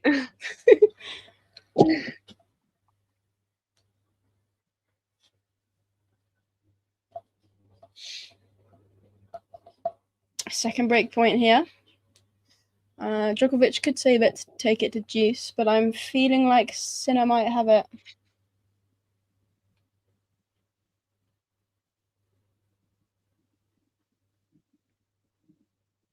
Yeah, I mean, he almost had that first one. That was such a good backhand from Djokovic to just redirect that return. What a drop shot to break. Sorry for spoiling. No, all good. I look forward to it now. I mean, to be fair, in terms of as far as drop shots go, it wasn't that good. It landed kind of middle of the box, but it was good enough. Oh, yeah. Yeah, it had a nice angle on it. I will leave you with all of these break points that will come your way. Oh, I'm sure. And I'll see you soon. See ya. Bye. All right, Sinner got the break pre-4-all, so good for him. Yeah, I'm good on my own, for sure. Yeah, I feel like what I said at the beginning when I joined is still gonna hold, that, like, it just takes one bad service game, and I don't even know if that was a bad service game from Novak, because Sinner was returning really well. I mean, that return on the first break point, I thought he should have had that, honestly, but Novak fended it off very well. But yeah, I don't see a double break situation happening here unless Sinner really raises his level on his returns or if Novak dips on serve, but I don't think he will. Yeah, and obviously Sinner still has to consolidate here, so we'll see if he can do that, which he should be able to because hasn't been broken yet. And his serve has been so strong. He's kind of honestly in like a little bit serve botting. At least he was in the first round, and he was in his last match. I don't know. I've been watching a little bit of his matches here, and he just like the way he serves. I'm like, am I sure I'm not watching just a serve bot match? You know? But yeah, so Sinner up a break, kind of looking like he's gonna cruise through this. Not easily, but I don't know. This definitely feels like their semifinal did last year at Wimbledon, where Djokovic just didn't have a chance. And yeah, that's a great forehand down the line from Sinner to open the game. He's playing very well right now. I feel like the title defense for Sinner, I mean, I don't want to jinx it. I'll knock on wood later, but it's looking pretty good, I think, especially if he can continue at this pace through this match because he had that first round and all of a sudden everyone was in doubt of his chances, but then since then he's been so solid and like forehand shakiness aside, like forehand shakiness against Zverev is not the worst thing to have, like as long as his backhand is solid, which it is, I think he'll be okay. Yeah, that was his 8th ace of the match. So, serving very well.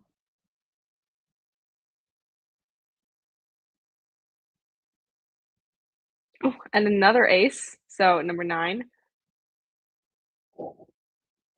Looking very solid to consolidate here, serving up 40 love. Not leaving much room for doubt.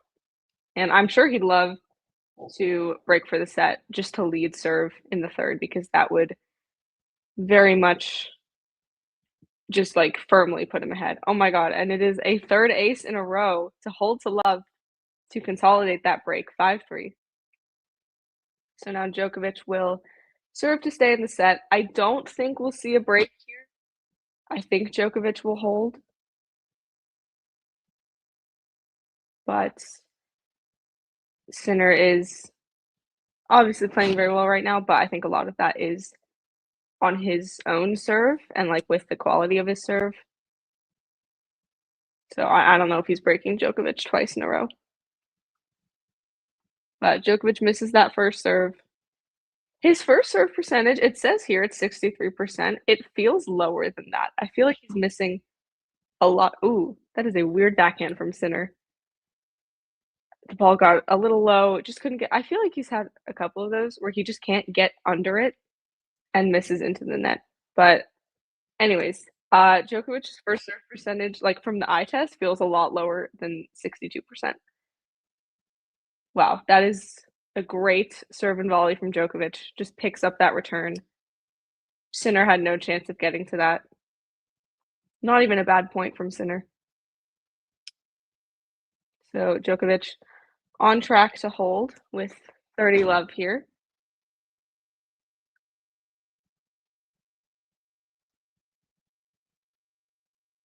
And that serve was in, I think. Watching tennis with no sound, it's like I don't know when anything is is in or out when it's close to the line, but that was in. Great first serve, so 40 love here. Many, many chances to hold. He serves and volleys again, but Sinner, oof, lobs right over him, gets that lob right on the line. Djokovic applauded. That was an excellent lob. Reminds me of Mukova's lob in that tiebreak yesterday to set up match point. Oh, he didn't clap. He gave a thumbs up. I feel like that's more sincere, honestly.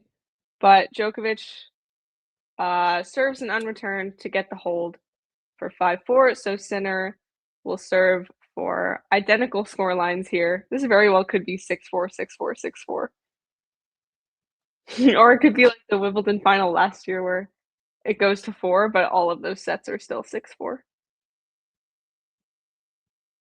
Yeah, the Mukova lob against Coco. And yeah, it was a wild lob. Just, I think it might be the best lob I've ever seen, honestly. So high quality, under so much pressure. And because like her lobs honestly hadn't been working throughout the match because she kept trying it when Coco came to the net and they just were not working. So to go for that shot at such a crucial point in the tiebreak and to execute it so well, it was so impressive. Just amazing stuff from Mukova yesterday. Definitely think that she can take the title here, get a well-deserved Grand Slam title.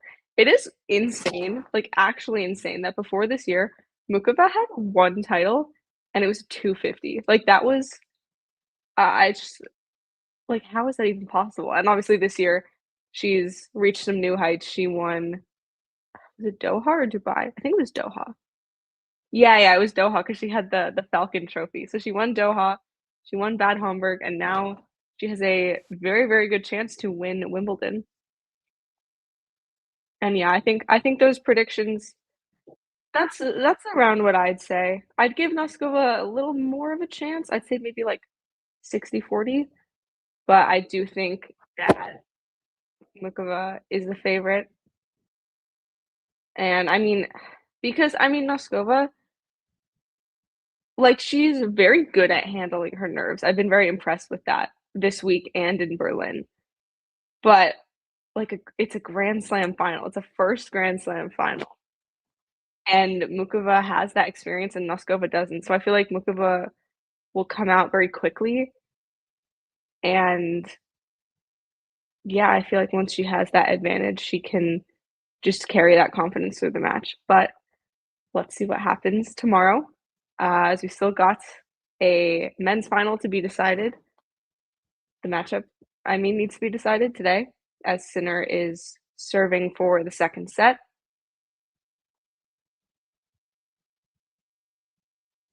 Up 15 love now. That's a great second serve. Oh, Djokovic tries to get that forehand down the line, but it goes just wide. So 30 love for Sinner, 2 points away from the set. And yeah, if you honestly, I said Sinner in 4.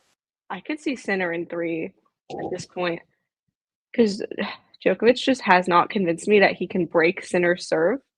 Like he had that one competitive return game, but that was kind of it.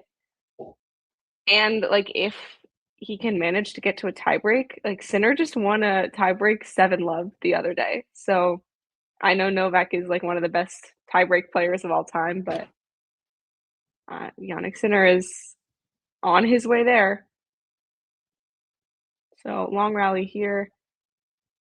And Sinner redirects down the line to his benefit as Novak hits that forehand into the net. So it will be a triple set point for Sinner to go up 2 sets to love. Yeah, this is looking very reminiscent of their semifinal last year and not their semifinal in Australia.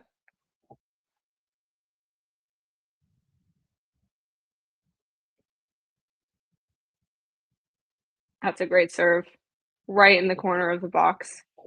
And Sinner holds to love for the set, so he is up 2 sets to love now, which has gone various ways for him against Djokovic at this tournament. Played a lot at this tournament. Because in 2022, Sinner was up 2-0 in that quarterfinal, and Djokovic came back to win the match, which was quite the result.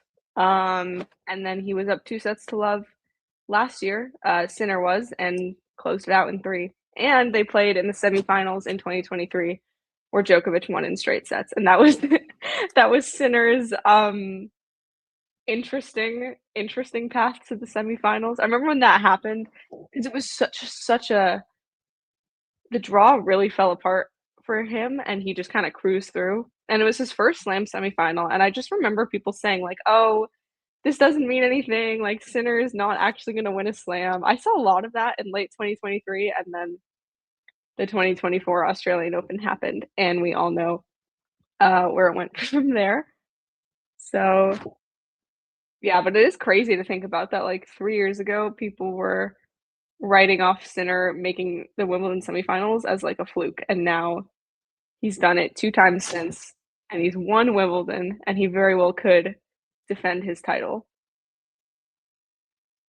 So yeah, I mean, Djokovic could take this set. It's Djokovic, you can't count him out. But I don't know. I feel like Sinner is kind of cruising through this match. Yeah, I agree with that comment. Novak is basically playing his younger self, and like Sinner just does everything that Djokovic does, but better and faster right now.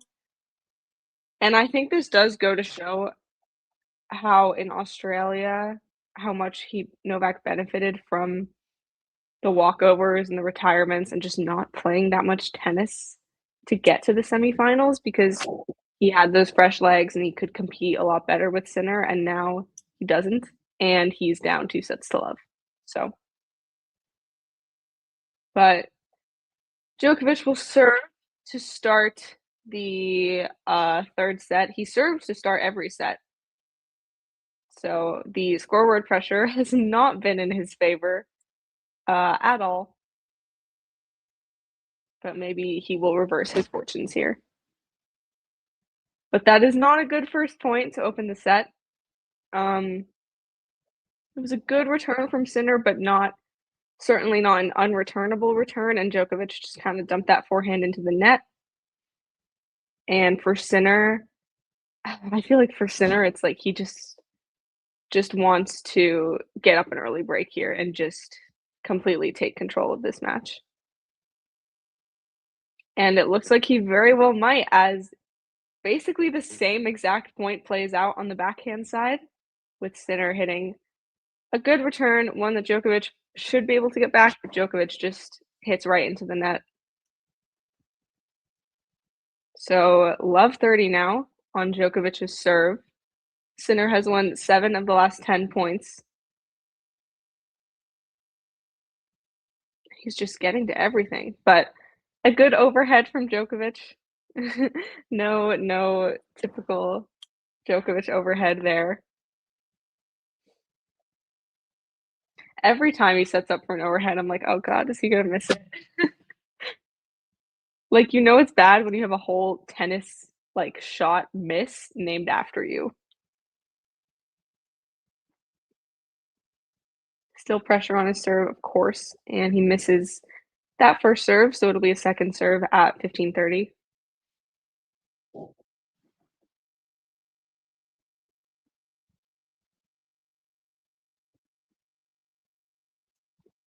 Getting into a rally here. Backhand to backhand, but Sinner gets on the forehand side.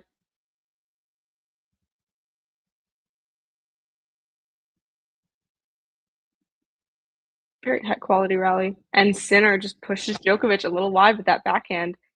And Sinner has 2 break points to just kind of shut the door on this match.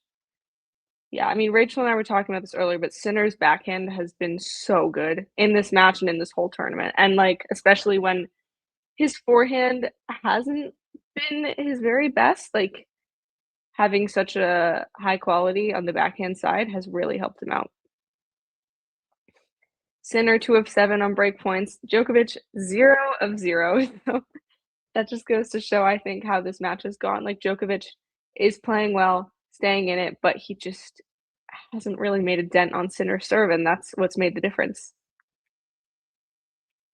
And I wouldn't be surprised if it ends up being Sinner converts 3 break points the whole match and wins in straight sets. Although I think if he breaks here, he probably gets a double break in this set. But that is a great serve from Djokovic to stave off that first break point. Just forces a bit of a wild return from Sinner, but still 1 break point left.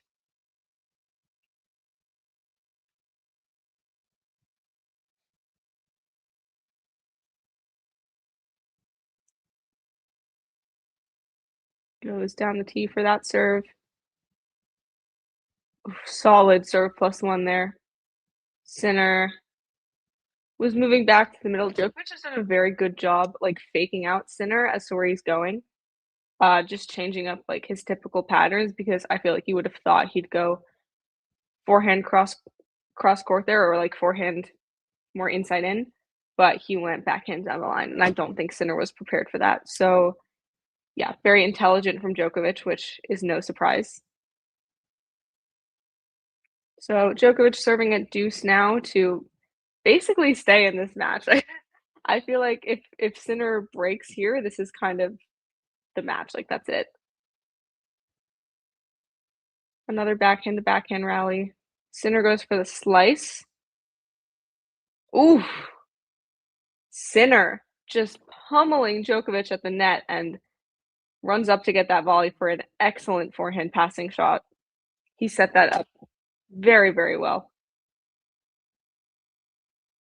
And, oh, wow. Just the speed to get to that shot, because he was way in the ad side corner, and that volley landed well in the deuce box, so a lot of running to get to that setup and hit the forehand passing shot. So it'll be another very well-earned break point for Sinner. Yeah, Djokovic, 7 of 24 second serve points won. So on first serve, he's been great, like, pretty untouchable, but second serve just has not been working. And, like, you can see that there, he got the first serve down the tee and just hit a great +1 forehand. So he needs to find some first serves here. Obviously, you always want to find first serves, but especially since he hasn't been succeeding as much on second serve, like, it's especially important. Gets a first serve there, and it goes unreturned by Sinner. Backhand goes wide as he tries for that inside in angle. So Novak will have his first game point of this set to get himself out in front and honestly keep himself in the match. But his service games have become just more and more arduous as the match has gone on. And, like, he was getting easy holds at the beginning, but not anymore. Oh, and that is just not a good forehand from Djokovic. I don't know what, like, he was trying to redirect there. I understand that, but I don't know why he was trying to go for that much. And that goes well wide into the doubles alley. So we are back to deuce. And I mean, the longer this game goes on, the more pivotal it becomes, because if Djokovic has all this effort to hold and doesn't, then that is very demoralizing. And he misses that first serve out wide. So it'll be a second serve, which very good for Sinner, as he's won many, many second serve return points.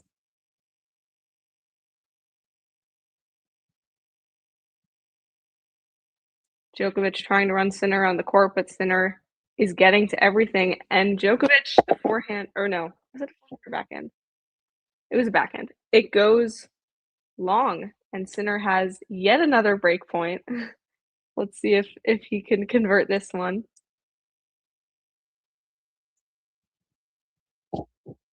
It's so hard to tell who's who when they're in rallies. I have to remember, like, who served from what side, because they're wearing the same thing. And it's so much easier when, like, one player is in a headband and one is in a hat. Djokovic misses the first serve. So looking strong for Sinner. Curious to see where he'll go with this. I feel like he's probably going to serve to the forehand.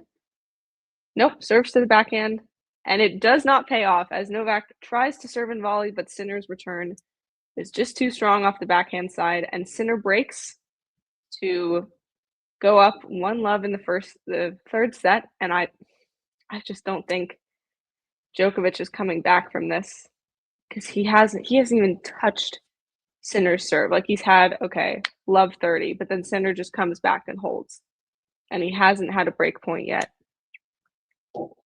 So, I mean, we'll see what he can do in this game, but just all that effort to hold, to then get broken, and to be in such a daunting position to come back, I just don't see it happening for Djokovic. And, like, that's why it baffles me that so many people were like, "Oh, Djokovic can win this match. Djokovic can make the final." It's like, have we been watching the same tennis? Like, yes, the Australian Open, but Djokovic just had such a nothing path to that match because he got so many walkovers and retirements.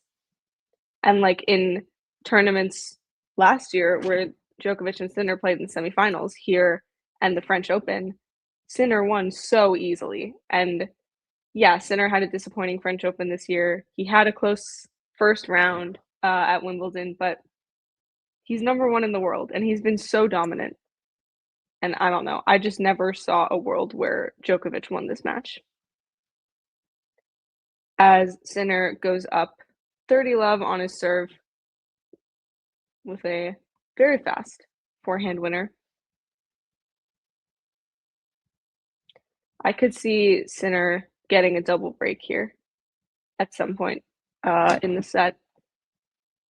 Just feels like Djokovic has run out of gas. And I'm not surprised because the match with Auger-Aliassime must have taken so much out of him. I mean, I think it was like 5 hours, 20 minutes, something like that. So, like, you're playing a 5.5-hour match, and yeah, there's 2 days to rest, but he's old. He's old for tennis, and it's hard to recover from a match like that. And such a grueling match because he was in every service game, but then Felix was also in a lot of service games. And yeah, I mean, I'm sure that took a lot out of him. And he's only had one straight set match in this tournament, and it was against Tsitsipas. And it's just honestly kind of sad to think about, like, for Tsitsipas, because everyone has managed to take a set off of Djokovic except him, and he didn't even come close. Like, that match was a demolition job, whereas Djokovic has looked a little vulnerable against anyone else. So I think this says more about Tsitsipas than it does about Novak's level, as he just cannot get that volley in. So Sinner has game points to consolidate.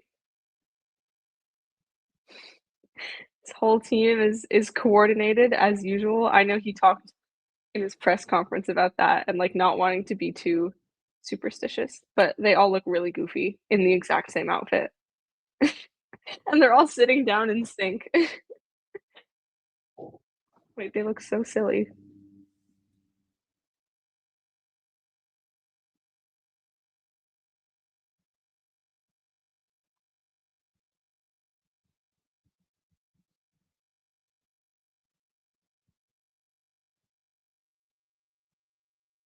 And Sinner with the unreturned serve to consolidate for 2-love.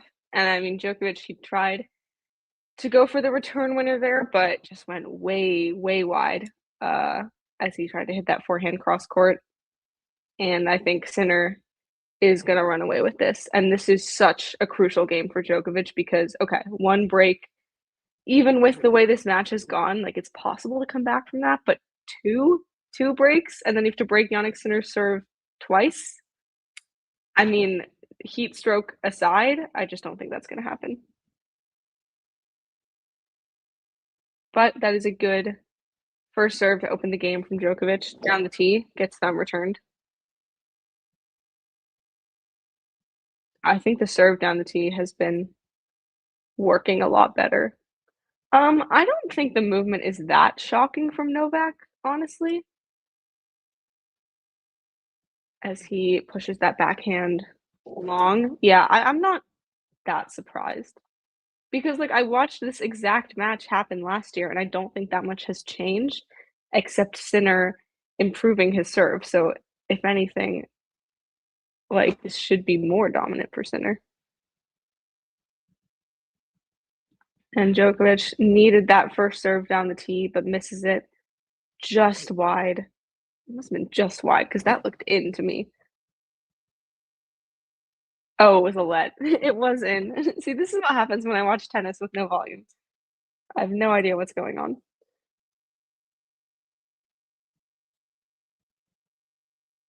But okay, second serve leads into a rally here. Oh, and Sinner with a backhand down the line that honestly, I feel like Novak should have at least tried to run for that. Like, it was a good backhand down the line.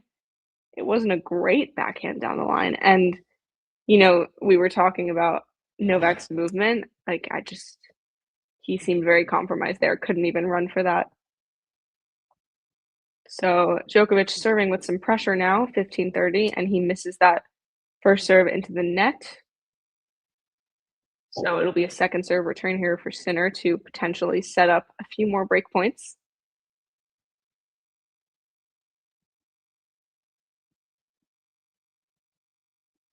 Yeah, Djokovic looks... Ooh. I was going to say he looks way off in these rallies, and then he hit an absolute rocket of a backhand down the line. And Sinner did run for that and got a racket on it, but just couldn't get it back into play by no fault of his own because that was an excellent shot.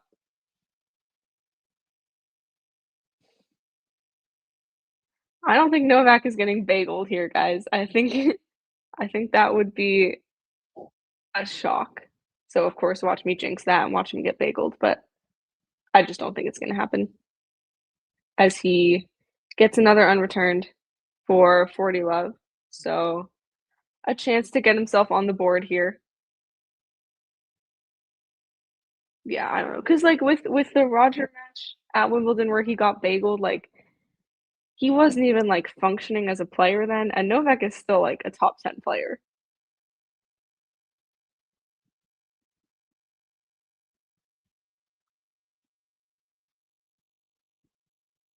Good second serve there.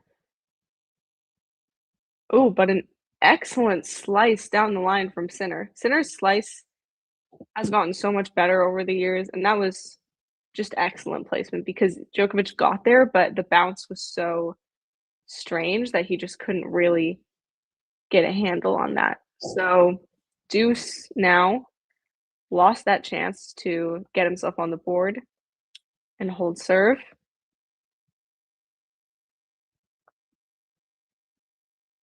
Oh.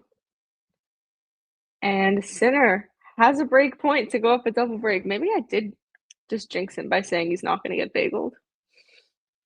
I'm going to feel so stupid if I said that and then he did, and then he does get bageled. Everyone pretend I didn't say that. Great first serve. Right into the corner, out wide. Sinner didn't really have a chance of getting that back, even with the strength of his backhand return in this match. Yeah, Djokovic looking tired for sure, but I never read too much into, like, how Djokovic looks physically because sometimes we'll be like, okay, he looks like he's about to collapse, and then he goes and he wins the match anyways, so that's just how it is with him. Another second serve. There's no way his first serve percentage is 63%. I don't believe that. All right, gets the unreturn there, so has another game point to hold. I'm fact checking this first serve percentage during the changeover. I just don't think that's true.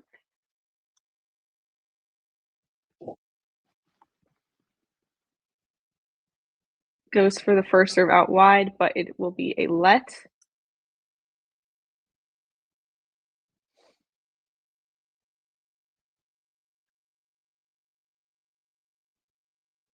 So first serve again. Goes down the tee this time. Drop shot. And he gets the hold, so Novak is not getting bageled. I was right. Unless somehow this goes to 4 and then Novak gets bageled in the 4th set. But as of right now, he's not getting bageled. That was a good hold. Bit of a funky point. It's still a hold because Sinner got there to that drop shot, but then it hit the net court and Novak just kind of hit the ball into the open court. But a hold is a hold. Okay, I'm checking this. I'm cross-checking with flash score for this first serve percentage from Djokovic. What do they say? They also say 64, so it's even higher. There's no way. Going set by set. Okay, in the first set, it was 76%. Wow, okay. In the second set, 58. That sounds more accurate. And in this set, it's been 59. Okay. Okay, so the first set is doing a lot of heavy lifting here. Baguetted? Isn't it breadsticked? Isn't it a bagel and a breadstick? I mean, I've seen it at the French Open. People were like, "Oh, a 6-1 set is a baguette," but I feel like usually it's a breadstick. But I don't know. I do think Sinner gets a double break. I could see. Okay. Final prediction for this set: Sinner wins at 6-2. That's my prediction.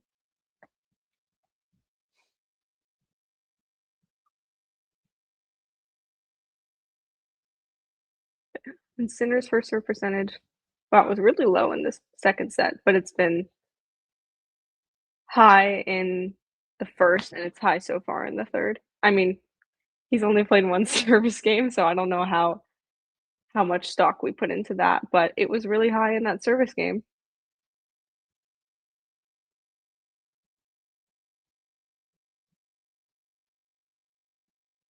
And they're showing a preview now for the final tomorrow. Definitely looking forward to that. I think it'll be a good match.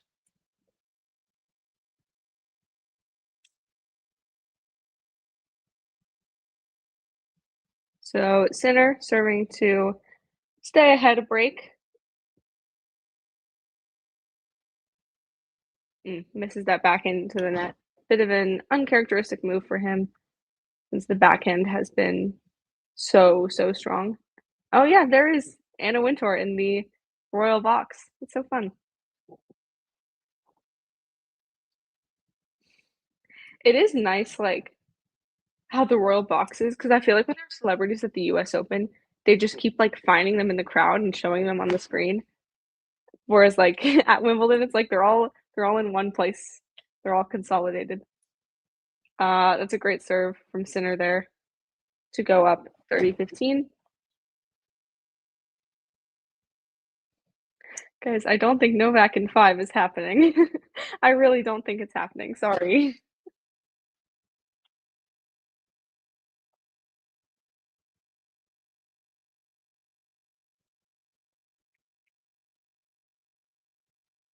Sinner, second serve here.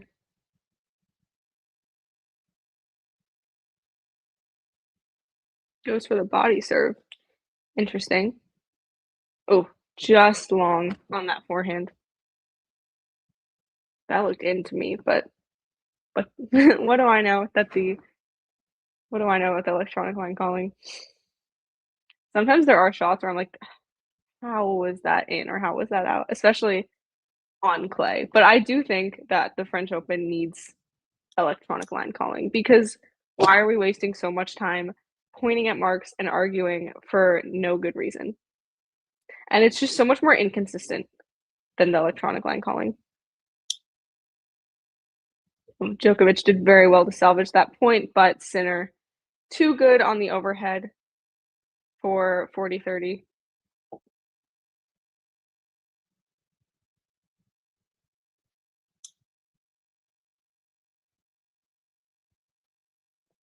So Sinner, game point to go up 3-1 now and just stay ahead in this set.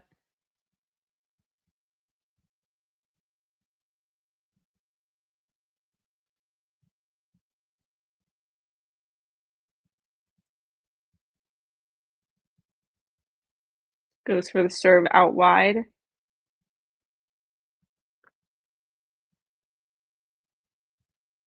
Oof, Djokovic with the inside, or I don't know, kind of inside out forehand. Not really. Whatever it was a great forehand right into the corner. Maybe this will be like their French Open semi with the third set super competitive. Maybe. I don't know. I don't think I'd call this set super competitive unless Djokovic breaks back here. Because if Sinner goes to deuce all the time, and like it never feels like, oh, there's actual worry about him getting broken. But against someone like Djokovic, certainly that worry is heightened.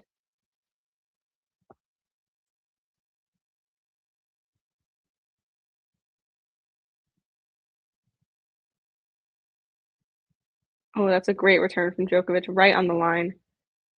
Definitely pushing Sinner here. Oof. And he gets the drop shot. Okay. We have a twist in the tail. Djokovic has break point, I think his first break point on Sinner's serve. I think it is, yeah. This is his first break point. Wow, okay. Very, very opportune time to get that as the match was slipping away from him. And Sinner is 3 of 12 on break points right now, with Djokovic obviously having his first one here, which has been Sinner's biggest problem in matches against Djokovic, is just that break point conversion rate. And obviously, that's tough against a player like Djokovic. Oh, but Sinner, an ace right down the tee. Novak had literally no chance of reaching that, and that is Sinner's 11th ace to Novak's 6. So back to deuce we go.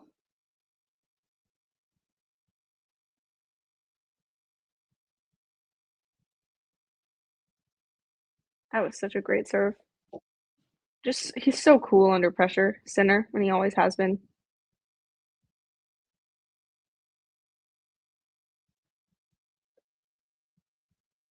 And I feel like I've seen that exact point play out so many times in this match, where Sinner has a good serve +1, or a couple balls after the serve, and Djokovic salvages the point by just kind of throwing it up. And it seems like Djokovic is back in the point, and then Sinner just crushes that overhead. And like from an awkward position too. Like that overhead was from the baseline, and he just crushed it right into the corner.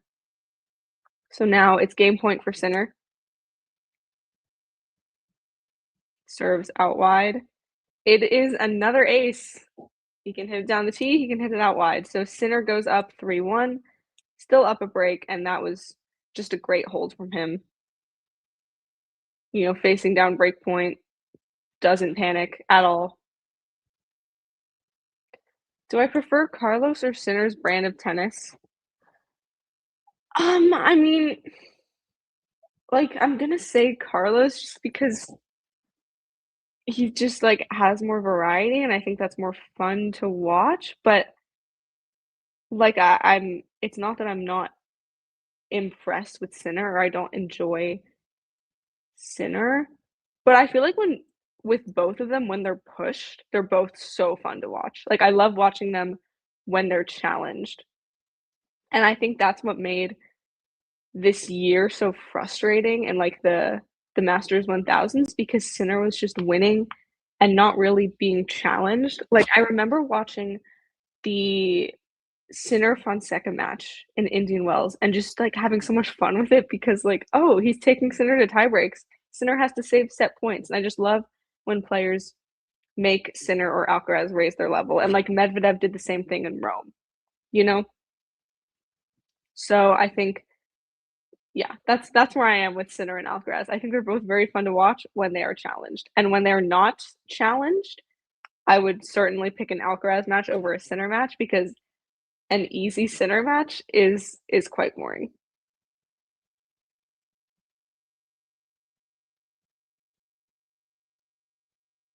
Ooh.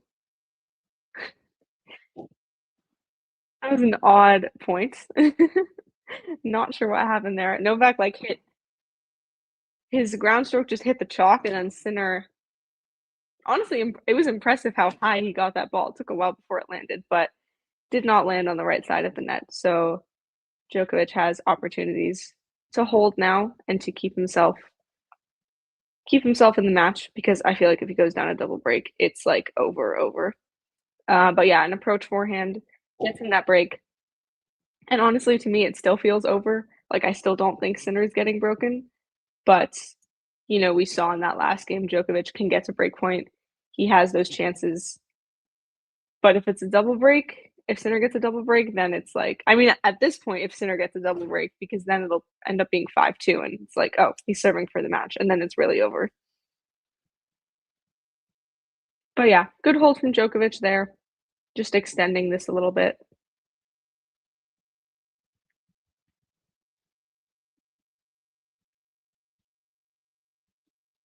Yeah, it definitely is part of it, Ghosty, that it is tiring for him to defend all these break points because his service games have been so much more taxing than Sinner's. Just so much more deuce, so many break points he has to save. And that's definitely part of it because then when you get to return games, it's like, okay, kind of need to conserve your energy to hold serve, whereas Sinner is just not spending that much or as much energy on serve as Djokovic is.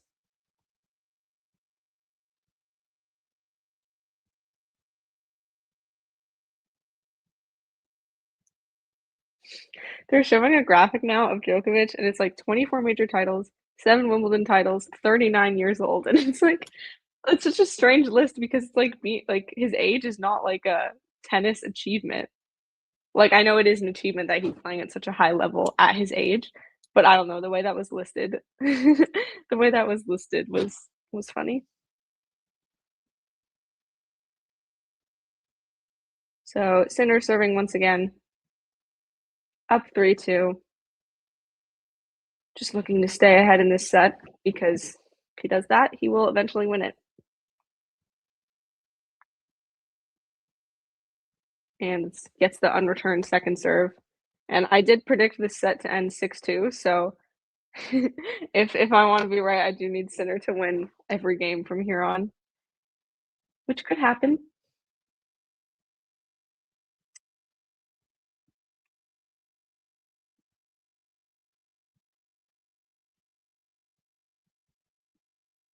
Goes for the T serve there, but misses it. I think that was wide and long.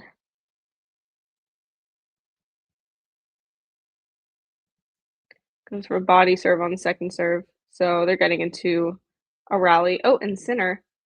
Bit of an uncharacteristic miss there. Just a typical rally ball, but the backhand goes into the net. And I mean, that's kind of the shakiness, I guess, we've been seeing from Sinner at this tournament. Like, he definitely hasn't been like his 5 Masters in a row self, but even like slightly shaky Jannik Sinner is the best player in the world. So, Ghosty, no, I have not seen that movie.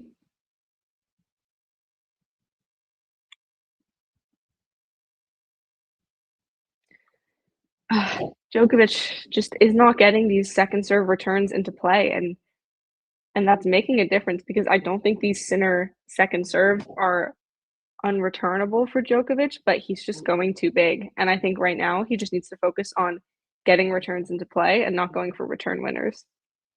But it feels like he is going way too big on return right now.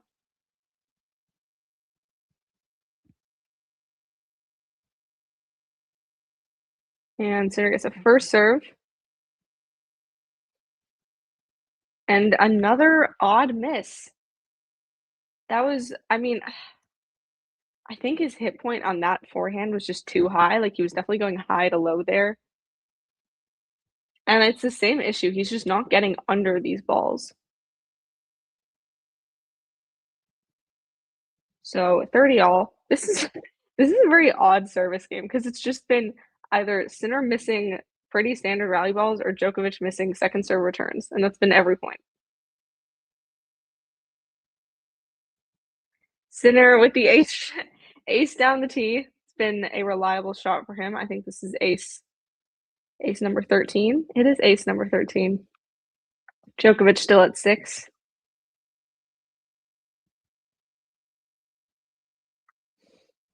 Always helpful when you can pull out that serve. And I mean, that's been a huge boost for Sinner, especially at Wimbledon. just having such a reliable serve, which used to be a weakness of his. Like, there was a time when Sinner just could not serve out a set or serve out a match, and now his serve is so strong, as he holds for 4-2. So for my prediction to hold, he's got a break here. I don't know if that'll happen though, but let's see. But yeah, that was, I don't know if I'd say that was a good hold, but it was a hold, and that's all he needs.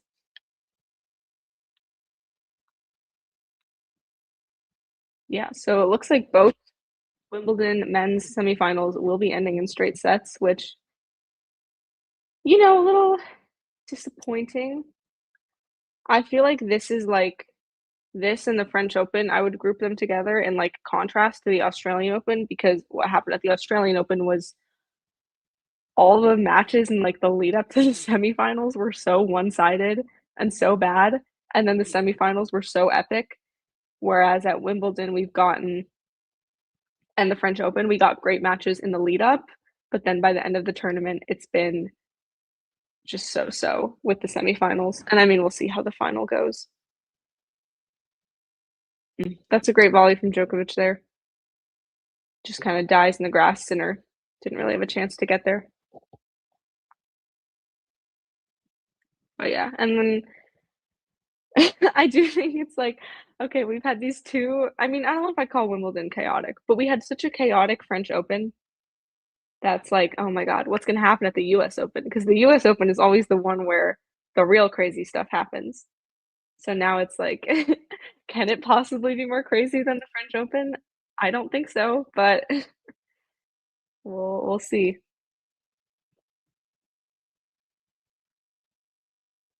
That was an interesting return from Sinner. And he does win that point as Djokovic sends that forehand long. So some danger for Djokovic on his serve at 15:30. But yeah, that was that return from Sinner. It was a really good body serve from Djokovic, and Sinner just kind of stuck the racket out in front of him for the backhand. And like, that's what Djokovic needs to be doing on return, because Sinner, his returns, he's just getting them in, and Djokovic is just going for too much. And like, at this stage in the match, you can't be going for these huge return winners. You got to get returns in play. Oh my goodness. Was that in? It was not in. Oh my God. That would have been an absolutely spectacular shot from Sinner. That cross-court forehand, what an angle. Oh, but it was out. Wow, I was I was about to go crazy for that shot. A lifeline for Djokovic, but he does miss that first serve, so 30-all, and Sinner will get a second serve return, which has been one of his biggest strengths in this match.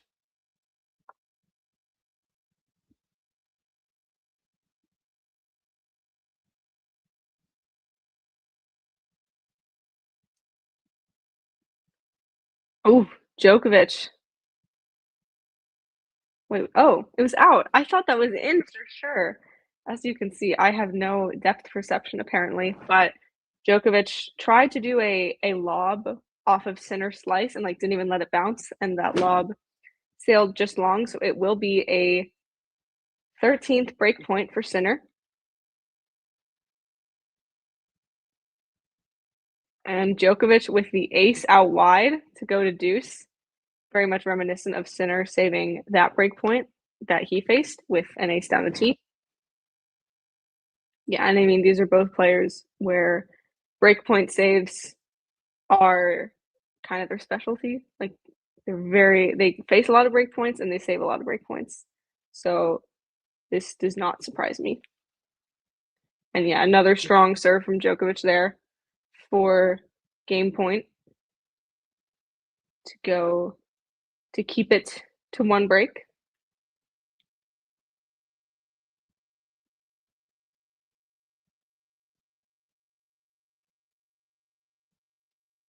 Goes out wide, gets the ace again. RIP to my prediction, but Djokovic holds for 4-3. Definitely a much needed hold, because if Sinner had converted that break point, he would be serving for the match right now. So Djokovic extends this match a little longer, keeps himself in it, as Sinner will have to keep consolidating to keep his advantage. This very well could be 6-4, 6-4, 6-4. What a scoreline. But yeah, I like Djokovic just has not shown that he can break Sinner's serve, so he's got to find some kind of last minute, I don't know, just a last minute push to get that break.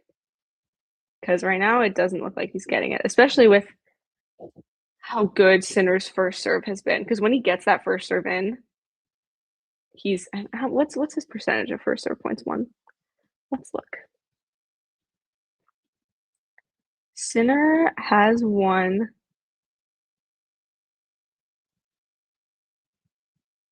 87% of first serve points. Okay, yeah, that sounds about right to me. 87%. Wow.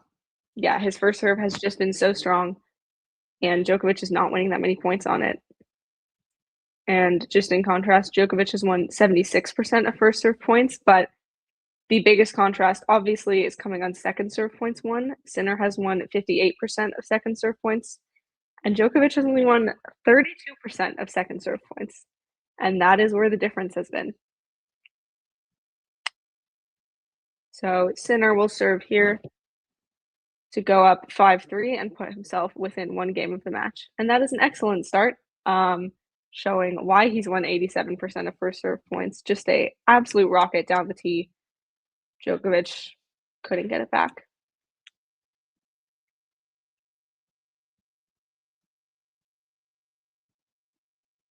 Oh, they're showing the stats I just talked about. ESPN, you should hire me.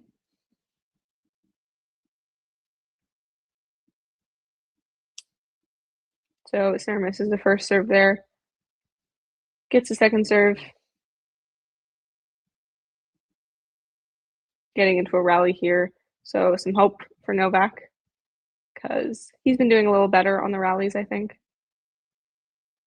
Especially in this set. Oof, but too good from Sinner. It was, I don't know what to call that shot. It wasn't a volley, but it wasn't really a swinging volley because it bounced. But whatever it was, he hit that very well. And I don't think there was anything Djokovic could have done to get that ball back. So 30-love now. Things are looking good for Sinner.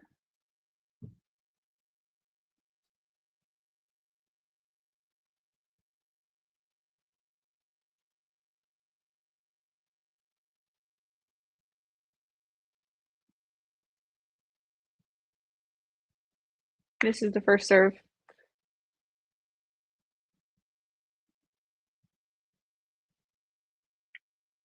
I wonder where he'll go with this serve. He goes down the tee. And oof, Djokovic just pushes it slightly long. And again, with these second serve returns, especially in the set, Djokovic just is not placing them well at all. And like obviously Sinner has a very strong second serve, but this is Djokovic, who is probably the greatest returner of all time. Like he's just got to be doing more with those second serves. And it is an ace down the tee for Sinner to hold to love, to go up 5-3. 14th ace of the match, and that serve has been so good for him. And he's going to need it for sure. I mean, at this point, I do always hate when like commentators talk about a player as if they've won the match before the match, so I'm not going to do it. But if he does win this match and faces Zverev in the final, he will need that strength in his serve because he'll be playing such a strong server. So Djokovic serving to stay in the match. Goes for a drop shot. Oof, what a point. Sinner did get there, but Djokovic was ready and just hit that ball right into the open court. That was a very well set up point.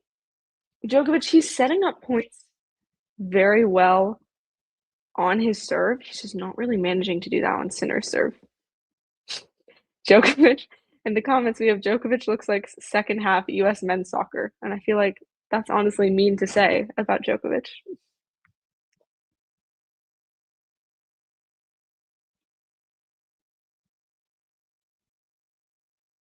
So 15 all now. I'm sure Sinner would love to just get the break here, finish off this match. But if he doesn't, then I'm sure everyone feels very confident in his ability to serve it out, including him. And it would be a satisfying scoreline if that did happen. 6-4, 6-4, 6-4, but we're not there yet.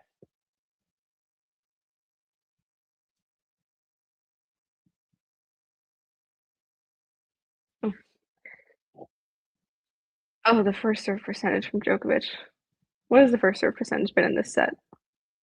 Maybe I'm just really underestimating first serve percentage, but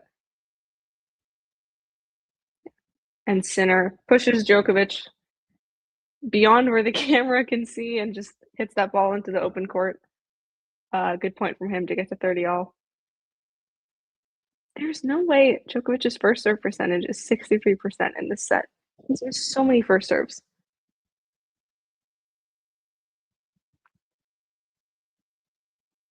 Well, there's one. But sorry, I didn't hear an out call, so I don't know what happened. Oh, that was in. Okay. Feels like Sinner should have won that point and gotten to match point there, but Djokovic hangs on a little longer. Misses that first serve. Long. Sinner definitely threatening to break for the match. But we'll see if Djokovic can get this point. Goes down the tee. What a return from Sinner. He anticipated that so well. He knew where Djokovic was going, was ready with that forehand, and got it right into the corner. So deuce now. Sinner potentially 2 points away from the match and 2 points away from the spot in the final. Great tee serve from Djokovic. Gets that unreturned. I feel like Sinner anticipated that as well, but the serve was very, very strong.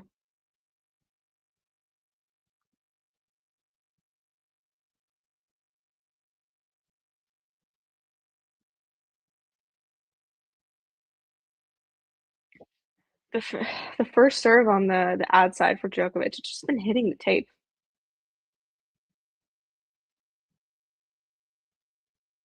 But he gets the hold with an unreturned second serve, and Sinner will serve for a 6-4, 6-4, 6-4 scoreline. RIP my prediction. I really thought he'd get a double break in this set, and he was very close in my defense. But yeah, Sinner firmly in control, and with the way his serve has looked this whole match, I think he will be able to serve this out. And yeah, it's been an interesting Grand Slam season for Jannik Sinner. I mean, the Australian Open, looking for that title defense. He loses in the semifinals to Djokovic in a match that probably shouldn't have lost, honestly, if I'm being frank. And then the French Open, I mean, that's been discussed to death, so I should be beating a dead horse, but he did lose in the second round after being up 5-1 in that third set due to the conditions. And now he will be serving for a spot in the Wimbledon final to get that title defense and take advantage of Alcaraz's absence, which at the slam level he has not done so far, but obviously has done at the Masters 1000 level since he's won every Masters 1000 this year. But if he wins Wimbledon, I don't think there's any chance he plays Canada. I just don't think he would do that.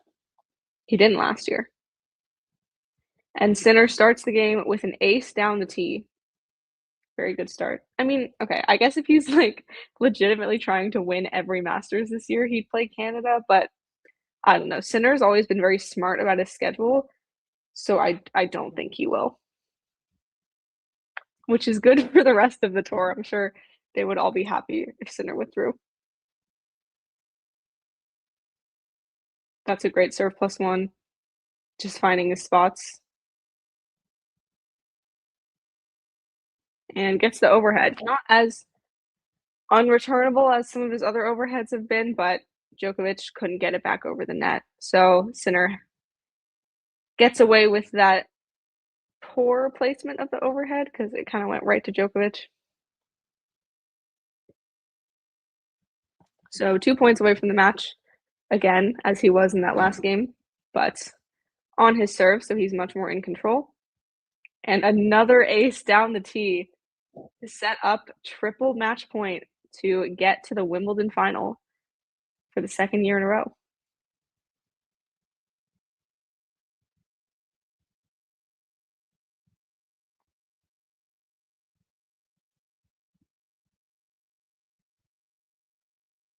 And goes down the tee with that serve. Djokovic gets it back into play and hits the drop shot. But he cannot reach high enough to get that overhead, so Sinner holds to love, wins the match 6-4, 6-4, 6-4. That's a nice hug at the net. And yeah, he is back in the Wimbledon final. Hasn't dropped a set since the first round and is looking dominant on serve. Faced one break point and saved it with an ace in this whole match. And served it out to love. I feel like we've seen over the last 3 years probably about 75% of the Sinner Djokovic and Alcaraz Djokovic's match is a bit like today. Mm-hmm. Feels like that. There's like the 25%, which are, you know, I think I remember Novak beating Alcaraz in Australia about 3 years ago in 4 sets. He can only do it in Australia. Yeah, there was the one this year as well, wasn't there, in 5 sets over Jannik. I think you were right to highlight that 5-set match and also his path to the AO semi-finals and eventually final this year as being a factor. He may well highlight that. He expressed some optimism on Tuesday in his post-match interview that the extra day might help him. I did sort of subscribe to that, but today's showing, he did look a little bit. He looked 10% worse than he did against Felix. Yeah, I agree. Just moving a little worse, and obviously that makes a difference against Sinner. What were your big factors apart from the physical side of it today for Sinner to win that? I mean, the serve was just so good. His first serve was pretty untouchable, and on his second serve, Novak wasn't getting a lot of looks. And then on the flip side, Novak's second serve, Sinner was reading it so well and just putting those returns in play and putting them in play in good spots too. So the second serve return was huge. Do you think Novak could have done anything different, or was it kind of already just decided before the match even began? I mean, I was talking about this on the stream, but I think he was just going for too much on second serve returns. Like, he was missing a lot of them long or wide, and I just was like, just get the return in play and then get into a rally, because the point was over before it even began. Yeah, although that may also be the factor behind maybe some physicality issues that he may or may not be. I mean, just trying to shorten the points, for example, is obviously a classic when you're feeling it physically. Were there any sort of points as well that stood out for you? Because I don't really remember any sort of sense. There was the match point was kind of curious in that actually I think Novak probably should have won that, and maybe if there was more on the line than being 40-love down, maybe Novak does win it. It was interesting the choice of the drop shot, although actually it wasn't a bad drop shot. No, it was a very good one, and most players wouldn't have gotten to it. But indeed, but Sinner is Sinner. Sinner is Sinner, indeed. Just one or two other words on Novak. I mean, is that it for the 25? Because actually, I do think it probably is. Yeah, I mean, honestly, his best chance was at the French Open. So after that, I was like, the 25 is done when he lost in the third round. So this was just kind of a confirmation to me. Yeah, I thought that the French Open was going to be a tall order, partly because of Zhao in the third round, but also just because 5 sets for him at the French Open is tougher than 5 sets at Wimbledon. I mean, if that Felix match had been at French, it probably would have gone beyond 6 hours. Yeah. So, yeah, and assuming he doesn't get any walkovers. But, of course, the absence of Carlos helps. But I think Carlos will be back in New York. New York is also a slam where he's not done as well. I mean, he still won 4 US Opens, I'm going to say. So it's still a phenomenal return. But he does have, like, more random losses at the US Open than the other slams. Exactly. You know, I'm thinking about one a couple of years ago to Popperin, for example. Yeah, I remember that. Yeah, right. So they do appear a bit more at the US Open, even probably than the French, where I know he's only won 3 Frenches, but he's been in a bunch of other finals and had a few other near misses as well. So, and then there's the age factor. And I know it's only 6 months, but it's another 6 months until Australia. Who knows where Artefis, Holger Rune, Jakob Mensik, João Fonseca, where will these players be at in 6 months? But for now, one of them could do a Jannik, you know, a Jannik from 23 to 24. Right, yeah. Do you know what I mean? So Yes. you only need one of them, and then suddenly you've got 3 to skittle over. Maybe Felix. I see Felix has changed his coach as well today for the first time pretty much in his career. I know he had Tony Nadal. Yeah. Wow. Yeah.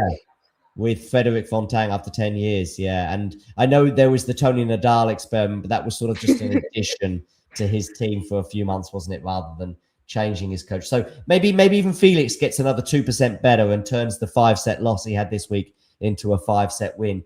And that's all it takes for suddenly. I'm pleasantly surprised that Novak is still the 3rd best player in the world when everyone's fit, healthy, and firing, because I thought he'd be overtaken by now by Casper Ruud, by Alex de Minaur, by Felix, for example. These guys that are sort of knocking at the door, depending on the surface and the conditions. I thought they would have gone past him and therefore be in the top 8 players in terms of the race, and maybe even squeezing Novak out of the top 10. That's probably my prognosis 12 months ago, but it hasn't been the case. He is the 3rd best player in the world. The problem is there are 2 others ahead of him, and one of them is still fit. Yeah, I mean, I think that also, like, it's not just that Djokovic is great, which he is, obviously. I think it also just says a lot about the current state of the ATP Tour right now, that it's not the strongest top 10. And, like, I'm someone that gets really annoyed when people are like, oh, we're in a weak era, like, everyone's accomplishments right now mean nothing. But, you know, the top 10 is very inconsistent. And I think that is part of Djokovic's success. Yeah, right. All right, let's get back to Jannik and think about his run at Wimbledon this year. We had the Kecmanovic kind of wobble, but other than that, it's been pretty plain sailing for him, hasn't it? Yeah, I mean, I know he's been broken a couple times, but hasn't dropped a set. He's been winning tie breaks in very dominant fashion. He looks really good, and I wouldn't be surprised if this final ends up like the 2025 Australian Open. Okay. And where he just kind of dominates. Yeah, we'll come to that in a moment, but yeah, fair enough. I think he only faced 1 break point today, right? And that was in the 3rd set. He faced 1 and he just hit an ace and saved it very easily. And then there was also one. I think he may have hit another ace as well in amongst the next 2 points. I do remember his, I think, 3 first serves. At that point, I was thinking, amongst other things, which you highlighted in your commentary as well, he was Novaking Novak. We've seen Novak like that before. He was. Where there's a chink of light for his opponent, but he slams the door shut by hitting a couple of aces or 3 big first serves. And I think I looked at Novak's face after maybe the ace that saved the break point, and he didn't quite pull up a smile, but I think in his head he's thinking, I've done that a few times to some of my opponents to demoralize them, if you like. Yeah, just the break point save rate. Like it felt very, and like Novak had that too. He saved a lot of break points today, but just couldn't save all of them. Yeah, right. And of course, the AO semi-final, something that was going through my mind in the first set, actually, when they got to about 4-all, something like that, because I think it was around about then that Jannik broke. I can't remember if Jannik broke Novak to go 5-4 and then serve it out. Yeah, he broke at 4-all to go up 5-4. So it was actually exactly at 4-all. I couldn't, post-Australian Open semi-final this year, I couldn't help but think of 2 huge factors. One of them you highlighted in the stream, which was the fatigue factor that wasn't apparent for Novak then as it has been so often in the last 2 years. And Novak has recognized it himself. He goes up against Carlos Alcaraz in the US Open semi-final. I think it was last year maybe. And he just didn't have enough in his legs. He goes up against Sinner in some of these matches in Paris and also at Wimbledon as well over the last couple of years. Same scenario. But he didn't have it this year. But because of those, the walkover he had against Jakob Mensik, so Mensik withdrew, and then the retirement of Lorenzo Mensetti meant he went. But there was another factor from that AO semi-final. Do you know what I'm going to say? No, I don't. The number of break points. I think Jannik was maybe 1 or 2 from 17, something like that. 17? 17, definitely. God. Now, it might have been 3 from 17. It might have been 2 from 17, but it was 17, I'm pretty sure. So you get one of them. Just one. And it's a different match. To what extent, I don't know whether Jannik wins it, but it's suddenly from 100% Novak win, it's a 50% Novak win. Yeah. That's 1 point makes a difference. And that's very rare for Novak to save that many, and also Jannik to not to squander so many. And if you remember back to that AO situation with where we were at with Jannik at that point, and then Carlos obviously completing the calendar slam, it's kind of interesting because actually there was some question marks about Jannik. Oh, maybe his aura has gone a little bit. Maybe he's not so great. And then he lost to Mensik in Doha, okay. And again, there was a load of break points in that match as well. It wasn't quite 17, but there was a few that came and went and would have been massive for him in a match of super, super fine margins. So especially after that loss, there was a lot of results-driven in analysis, purely the result rather than the manner of the loss. And it was like, okay, what's he going to do? What's he got to do to change? What's he got to do to get back on the horse and challenge Carlos? And maybe Novak can beat him. Maybe this can happen. Maybe Novak had beaten him, of course. And maybe Mensik is going to beat him and so on. And, beat him more regularly. And yet he then won all those Masters 1000s. And it's just been, since that loss in the Middle East in Doha, it's just really been the wobble at the French that has shaken belief in him, right?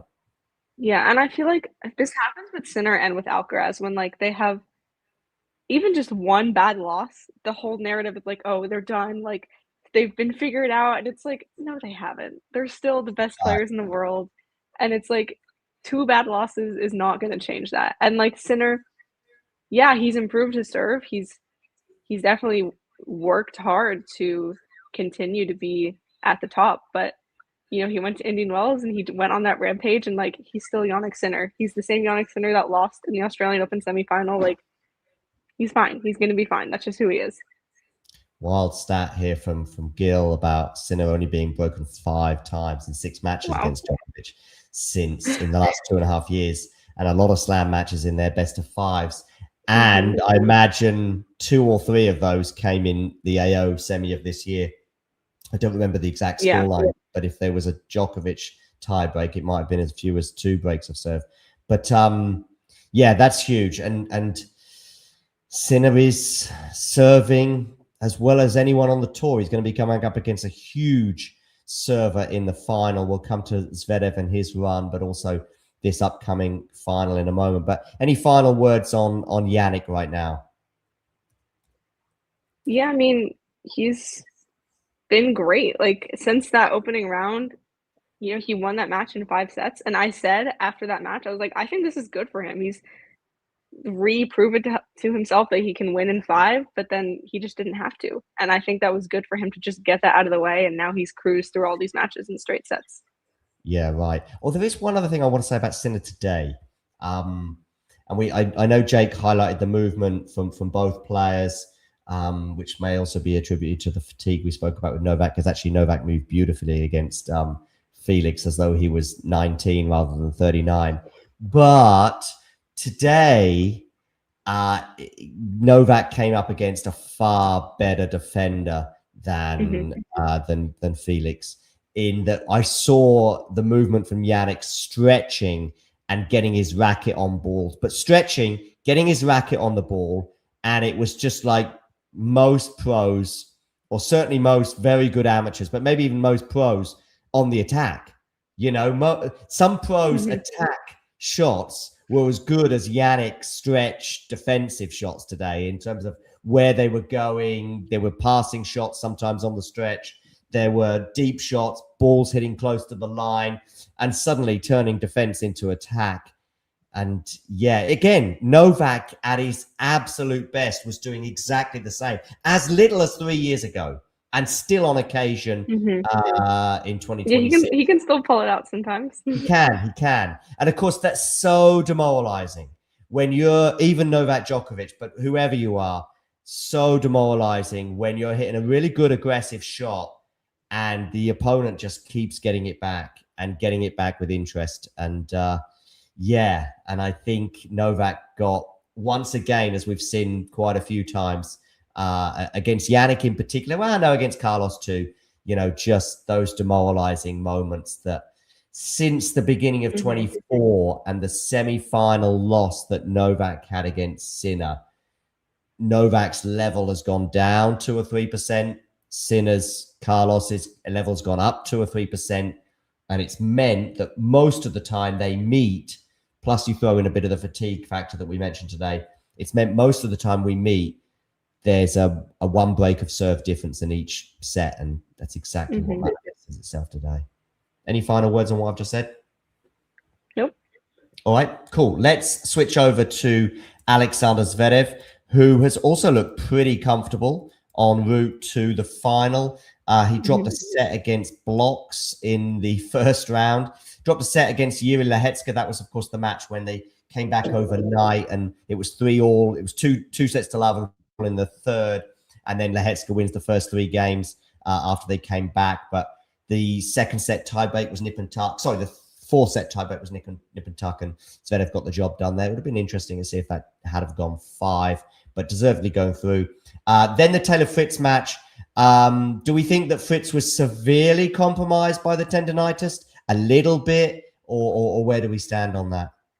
I think it definitely affected him. And I mean, I know I saw his press conference after, and he said, like, the fact that it flared up in the middle of the match, not before the match, just kind of made him panic a bit because he wasn't prepared to deal with that. But, like, you know, he still has the serve. So, like, I don't know how much it affected the serve, but definitely the movement and the rallies. Like, I don't think he was at 100%. And then today he came through against Artur Ferry. There was an exchange of breaks in the first set, and for a moment there was a great point that Artur played at 15:30 to get the break back. And there was like, okay, but then the tie break 7-0, and that turned out to be the match really there and then. And it felt like it actually at the time as well. I thought, okay, I didn't know the exact scoreline that was going to manifest itself, but it felt like, okay, there's going to probably be one break of serve. As it turned out, a bit more than that, but I thought there'd be one break of serve for Zverev in each of the next 2 sets, and that would be enough. As it turns out, he got a couple in the second set. Ferry's run comes to a semi-glorious end, at least in terms of the fact that he pushed Zverev. It was far from a blowout. And he can hold his head up high, obviously breaking inside the top 50. As for Zverev, served very well today, as you would probably expect. I think the surprise from Zverev, I am surprised he's in the final, although if you'd have told me this bunch of opponents, plus a compromised Fritz, plus Ben Shelton going out in the first round, plus Tiafoe not doing... What side of the draw was Tommy Paul on? I actually asked myself the other day this, but I couldn't remember. He was in center section. He was in center section, okay. So, but those 3 players, those 3 Americans... Tiafoe, Fritz, and Shelton only having to play one of them, as it turned out, and that was a slightly compromised Taylor. I think helps Alexander, but nevertheless, you got to be who's in front of you. And again, he's getting. I don't know how it panned out, but I saw the stat at one point. I think it was 76% first serves. That might even have been actually the end of the match, but it was somewhere in the high 70s. Yeah, it's something crazy. Yeah, when you're getting that level of first serves in, and you're as good a first server as Zverev, it's going to be tough to beat. But that is the task facing Jannik Sinner, and we know that Jannik Sinner can beat Alexander Zverev. In fact, he's done it 10 of the 14 meetings. And wow, that is way more lopsided than I thought it was. And also, it's 10 in a row.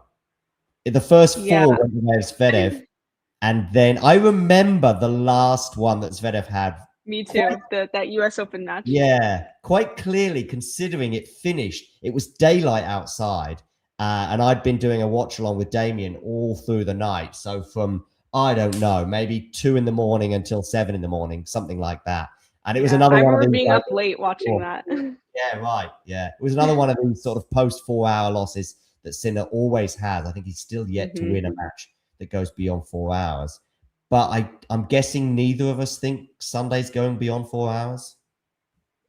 I don't think so. I mean, when you look at Zverev's run, the sets he dropped were against bigger servers. And I mean, Fritz aside, because I mean, I just don't know how much the injury affected him in that match. But like against Blocks and Lehechka, Zverev dropped a set, and those were two of the bigger servers he faced. And Sinner's serve has been so good. So that's already a factor against Zverev, and that against bigger serves, he tends to struggle. And then Sinner is just one of the few players out there who's capable of not just returning Zverev's serve, but returning it well.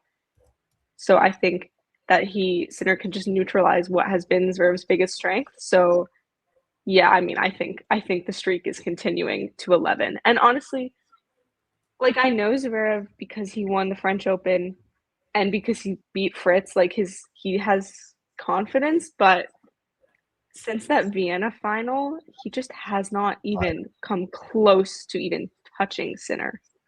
And there's been a lot of matches since then. So I just think there is a mental side of that too. There have been a lot of matches since then, and even before then. I'm just trying to think. I think until the Vienna final, there was, I could be wrong, but there was a few that felt pretty one-sided. The AO final, I know it was 3-6 and I didn't 3. even watch that. Yeah, it was one-sided. Okay, so there was probably just that one, and then you had Vienna. Okay, fair enough. But yeah, the matches since Vienna as well, I could be wrong, but I think in the third set, Jannik was struggling a bit physically. In fact, it made me think that maybe Zverev would finally get a win, but that didn't pan out. The Cincinnati match was super, super, super competitive. Yeah, that was really close, and that was so huge for Sinner just to get that win. Like, I've never seen him like have. I've never seen him have such a big yell after a win as he did in that match. Okay.